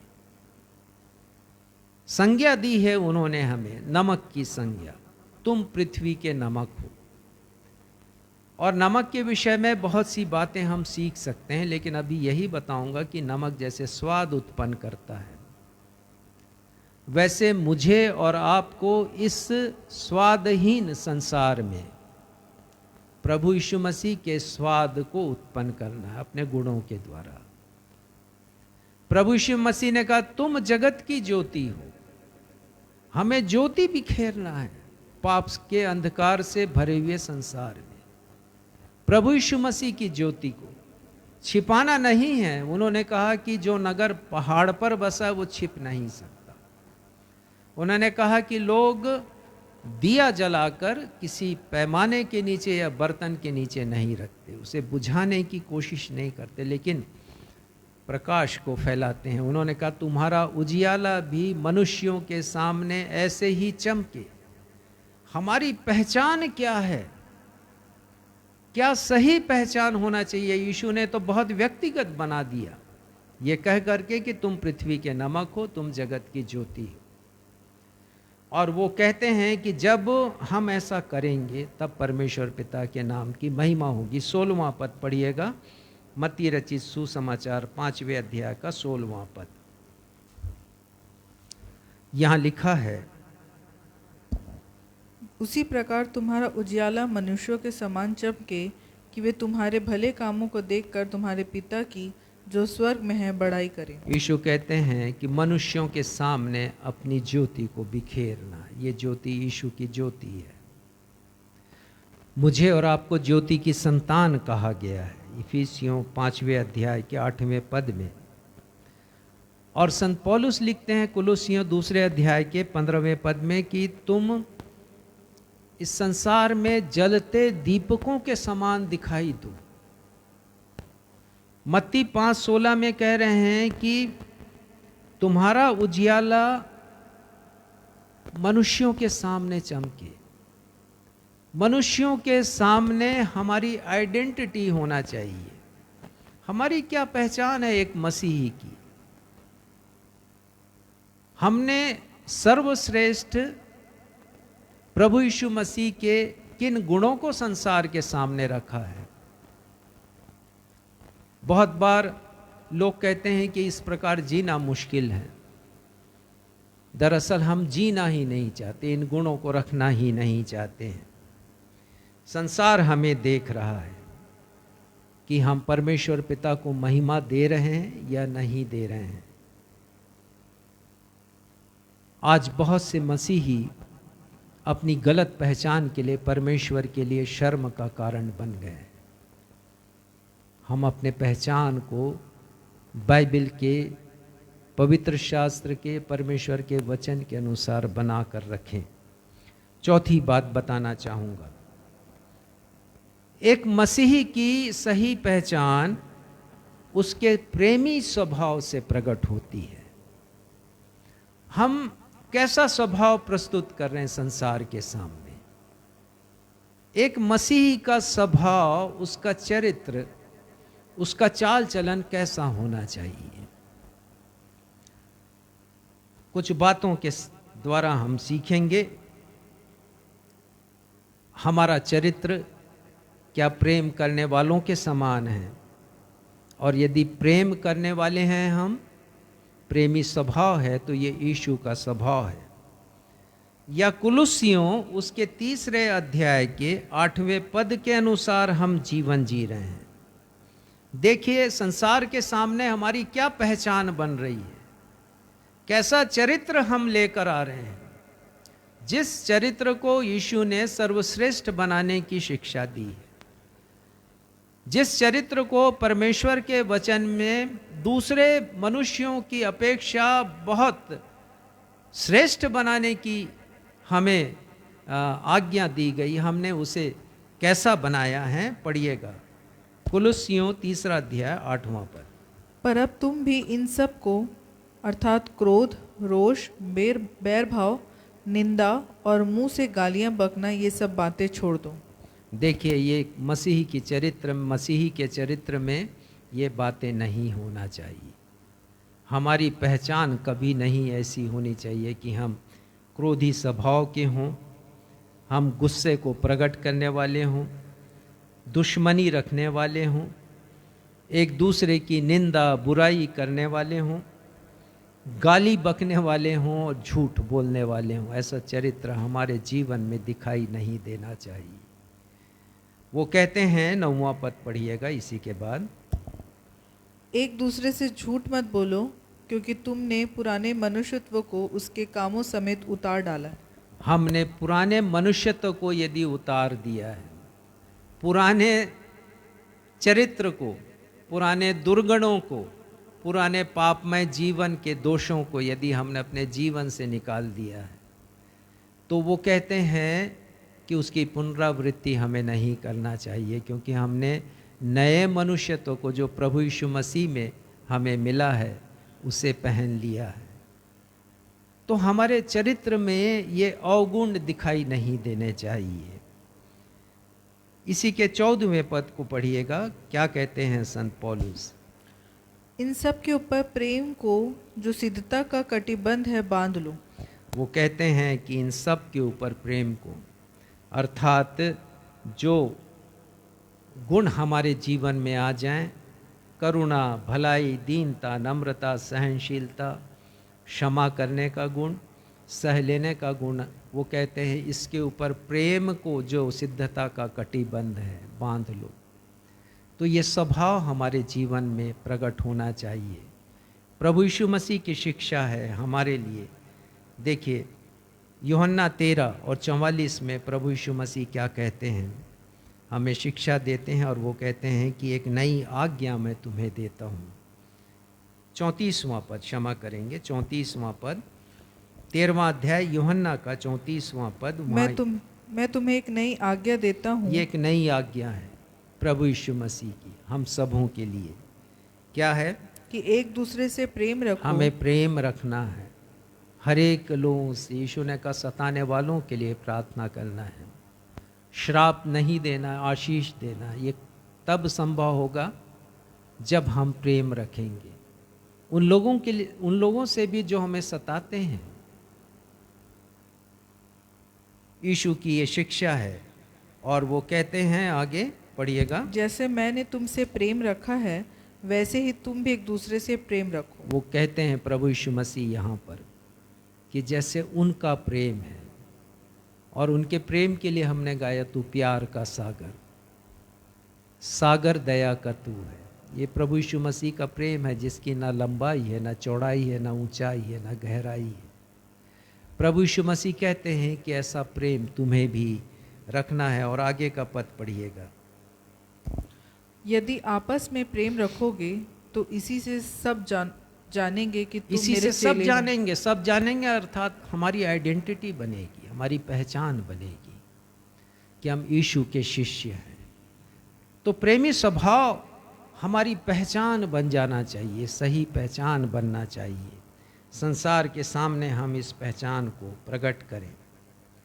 संत पौलुस ने प्रेम के ऊपर एक अति उत्तम अनुपम अध्याय लिख दिया है, जिसे हम पहला कुरिन्थी 13वें अध्याय के रूप में जानते हैं। और हम आ जाएं उसकी कुछ बातों को देखेंगे। पहला कुरिन्थियों 13वां अध्याय आज हमने पढ़ा है इसे, और वो यहाँ पर हमसे 3 बातें कहना चाह रहे हैं। यदि प्रेम नहीं रखें तो उसका कितना दुष्परिणाम है। भले संसार की दृष्टि में हम ऊंचाइयों पर पहुंच जाएं, भले हमारे पास वरदान आ जाएं, क्योंकि 12वें अध्याय में यदि आप पढ़ेंगे तो वहां पर आत्मा के 9 वरदानों का जिक्र है जो पवित्र आत्मा हमें देते हैं, ये 9 वरदान। और वो कहते हैं संत पौलुस 12वें अध्याय के 31 पद में, क्या सब अनुवाद करते हैं? तुम बड़ी से बड़ी वरदानों के धुन में रहो, परंतु तुम्हें और भी सबसे उत्तम मार्ग मैं बताता हूं। सबसे उत्तम मार्ग, और वो मार्ग है प्रेम का। और ये प्रेम से भरा स्वभाव मेरे और आपके जीवन में परिलक्षित होना चाहिए, यही हमारी पहचान बन जाना चाहिए। सबसे उत्तम मार्ग, वरदान मिल जाए बड़े आनंद की बात है, लेकिन उससे भी अच्छी उत्तम बात, उससे भी अधिक आनंद की बात ये है कि हम प्रेम करना सीखें। क्योंकि बहुत से लोग हैं मसीही जन, वरदान तो हैं उनके पास, लेकिन जीवन में दूसरों से प्रेम करना उन्होंने नहीं सीखा है। इस बात को वो प्रकट करते हैं 13वें अध्याय में। 3 बातें वो कहते हैं, यदि प्रेम ना रखें तो फिर हम क्या हैं परमेश्वर की दृष्टि में।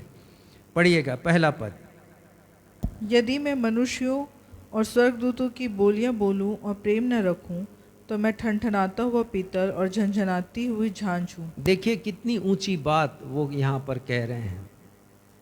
इतना वरदान हमें मिल जाए कि हम स्वर्गदूतों की बोलियां बोलें, मनुष्यों के सारे बोलियों का, भाषाओं का ज्ञान हमें हो, परंतु कहते हैं प्रेम न रखूं तो ठनठनाता हुआ पीतल, झंझनाती हुई झांझ हूं। अर्थात परमेश्वर की दृष्टि में हम अनुपयोगी हैं, इतने बड़े गुण के होने के पश्चात भी। दूसरी बात, यदि प्रेम न रखें तो क्या है परमेश्वर की दृष्टि में। पढ़िएगा दूसरा पद, और यदि मैं भविष्यवाणी कर सकूं और सब भेदों और सब प्रकार के ज्ञान को समझूं, और मुझे यहाँ तक पूरा विश्वास हो कि मैं पहाड़ों को हटा दूं, परंतु प्रेम न रखूं तो कुछ भी नहीं। वो कहते हैं कि इतने भारी भरकम हमारे पास गुण आ जाएं, भविष्यवाणी करने का, सब प्रकार के भेदों को समझने का, ज्ञान की बातों को समझने का, और इतना बड़ा वरदान हमें मिल जाए कि पहाड़ों को हटा दें, लेकिन प्रेम ना रखें तो परमेश्वर की दृष्टि में वी आर नथिंग, हम कुछ भी नहीं है। हमारी कोई हैसियत नहीं है परमेश्वर के समक्ष, हमारी कोई पहचान नहीं बनेगी परमेश्वर के समक्ष यदि हम प्रेम ना रखें तो प्रेम रखने की एक आइडेंटिटी यदि हमारे पास आ जाए तो ना सिर्फ हम संसार के सामने एक मसीही पहचान को प्रकट करेंगे, लेकिन परमेश्वर के पहचान के समक्ष भी हम बता सकेंगे कि हमारी उपयोगिता है और हम बहुत कुछ हैं। तीसरी बात पढ़िएगा तीसरे पद में, यदि मैं अपनी संपूर्ण संपत्ति कंगालों को खिला दूं या अपनी देह जलाने के लिए दूं और प्रेम न रखूं तो मुझे कुछ भी लाभ नहीं। प्रेम ना रखूं, तो यहाँ पर भी तीसरी बार ये वाक्यांश आया है, प्रेम ना रखूं तो मुझे कुछ भी लाभ नहीं। मैं मूल्यहीन हूँ परमेश्वर के सामने, मेरी कुछ वैल्यू नहीं, मेरी कुछ कीमत नहीं। और यदि कीमत वाली पहचान चाहिए तो मुझे प्रेम रखना है। यीशु का ये आदेश है। अंतिम बात बताऊंगा, संदेश को समाप्त करूंगा। एक मसीही की पहचान इस गुण से होती है कि वो प्रभु यीशु मसीह के दूसरे आगमन की प्रतीक्षा बड़ी चाहत से कर रहा है। हमारे मन में एक चाहत होनी चाहिए कि हम प्रभु यीशु मसीह के आगमन की प्रतीक्षा करें। क्या वो पहचान है? प्रभु यीशु मसीह जब आएंगे दोबारा तो इस पहचान को अवश्य देखेंगे कि क्या हमने प्रतीक्षा की है यीशु की, बड़ी चाहत के साथ और लगन के साथ। यीशु यहाँ पर 2 व्यक्तियों की पहचान बता रहे हैं, लूका 12 और उसके 36वें पद से आगे। वो कह रहे हैं 12वें अध्याय के 36वें पद में, लूका रचित सुसमाचार उन मनुष्यों के समान बनो।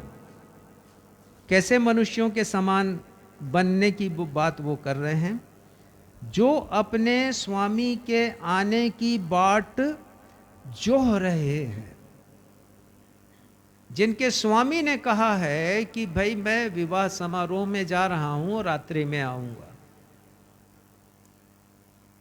और कौन ऐसा सेवक है जो अपने स्वामी के आने की प्रतीक्षा कर रहा है? बाट जोहना है अर्थात प्रतीक्षा कर रहा है। प्रभु यीशु मसीह उसके बारे में कहते हैं, पढ़िएगा 43 वर्ष 43, लूका 12 का 43वां पद। धन्य है वह दास जिसे उसका स्वामी आकर ऐसा ही करता पाए। अर्थात बाट जोहता हुआ पाए, प्रतीक्षा करता हुआ पाए।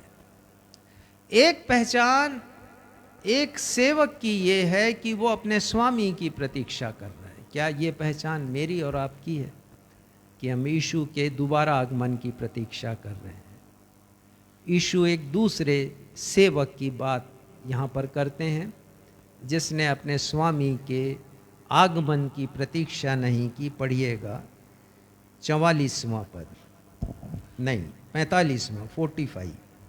परंतु यदि वह दास सोचने लगे कि मेरा स्वामी आने में देर कर रहा है और दासों और दासियों को मारने पीटने लगे और खाने पीने और पियक्कड़ होने लगे। हाँ देखिए, ये दूसरा चरित्र है एक सेवक का जिसने प्रतीक्षा नहीं की, लेकिन उसने अपने चरित्र को इस कदर नीचा कर लिया कि वो मारपीट कर रहा है और पियक्कड़ हो गया है, खा पी रहा है, क्योंकि स्वामी ने आने में विलंब किया है। प्रभु यीशु मसीह कहते हैं 46वां पद, पढ़िएगा।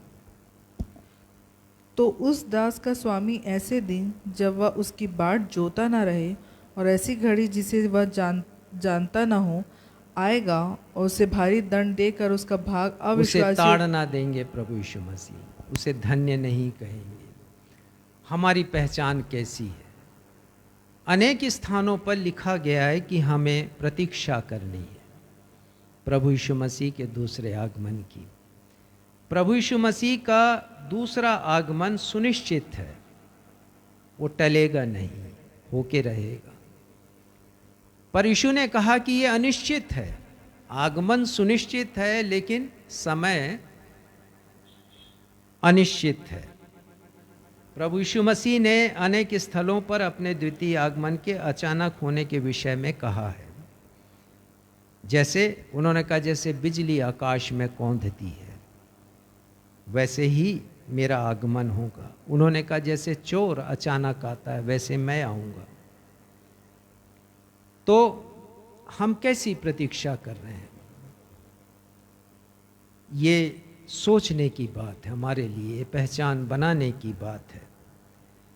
फिलिपियों 3:20 में लिखा है, हमारा स्वदेश स्वर्ग पर है और हम एक उद्धारकर्ता प्रभु यीशु के वहाँ से आने की बाट जोह रहे हैं। क्या हम जोह रहे हैं? बाट प्रतीक्षा कर रहे हैं? क्या हमारी पहचान है? यदि ये पहचान हमारी बनेगी तो प्रभु यीशु मसीह हमें अपने साथ ले जाएंगे। जैसे उन्होंने 5 सुबुद्धि कुंवारियों को हम देखते हैं उस दृष्टांत में बतलाया। प्रभु यीशु मसीह ने 5 सुबुद्धि कुंवारियों के बारे में जो दूल्हे के आगमन की प्रतीक्षा कर रही थी। दूल्हे ने उनका स्वागत किया है। किसके समान हमारा चरित्र होगा? सुबुद्धि कुंवारियों के समान या निर्बुद्धि कुंवारियों के समान? हमारे लिए ये सोचने की बात है। यशाया 40:31 में लिखा, जो यहोवा की बाट जो होते हैं वे नया बल प्राप्त करेंगे। हमारे मसीही जीवन में परमेश्वर सामर्थ्य देंगे यदि हम परमेश्वर के आगमन की प्रतीक्षा करेंगे।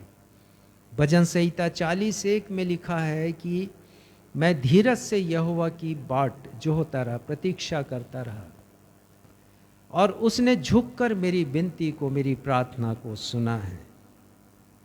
आज के उत्तरवादी के पाठ में हमने पढ़ा भजन संहिता 25:3 में, राजा दाऊद कहते हैं कि जितने परमेश्वर की प्रतीक्षा करते हैं वो कभी लज्जित नहीं होंगे। हमारी यदि ये पहचान बनेगी कि हम प्रभु यीशु मसीह के दूसरे आगमन की प्रतीक्षा करें, हम कभी लज्जित नहीं होंगे, कभी शर्मिंदा नहीं होंगे। और वो कहते हैं राजा दाऊद 25वें अध्याय के 5वें पद में कि मैं दिन भर तेरी बाट जोहता हूँ, दिन भर तेरी प्रतीक्षा करता हूँ। हमारे हृदय में भी ऐसी बात उत्पन्न हो कि हम दिन भर प्रभु यीशु मसीह की प्रतीक्षा करें, आगमन की प्रतीक्षा करें, ताकि जब यीशु आए तब हमारी एक पहचान बने और हम उनके साथ बादलों पर उठा लिए जाएं। आज के इस वचन के द्वारा परमेश्वर पिता हम सबों को अपनी आशीषें दे और केवल हम इन वचनों को बाइबल तक सीमित ना रखें, अपने जीवन में उतारें, ताकि हमारी पहचान संसार के सामने और परमेश्वर के सामने बन सके। आइए हम सब प्रार्थना में जाएं। अब मैं आप सबों को परमेश्वर पिता के सुरक्षामयी हाथों में अनुग्रह के वचन के साथ सौंप देता हूँ। ये वचन आपके आत्मिक जीवन की उन्नति कर परमेश्वर पिता के चुने हुए लोगों के साथ उत्तराधिकार पाने में सहभागी बना सकता है। हमारे उसी अद्वैत परमेश्वर पिता का प्रेम, हमारे उद्धारकर्ता प्रभु यीशु मसीह का अनुग्रह और शांतिदायक पवित्र आत्मा की सहभागिता हम में से प्रत्येक के साथ अब से लेकर युगान युग होती रहे। हम सब कहें आमीन। जय मसीह की।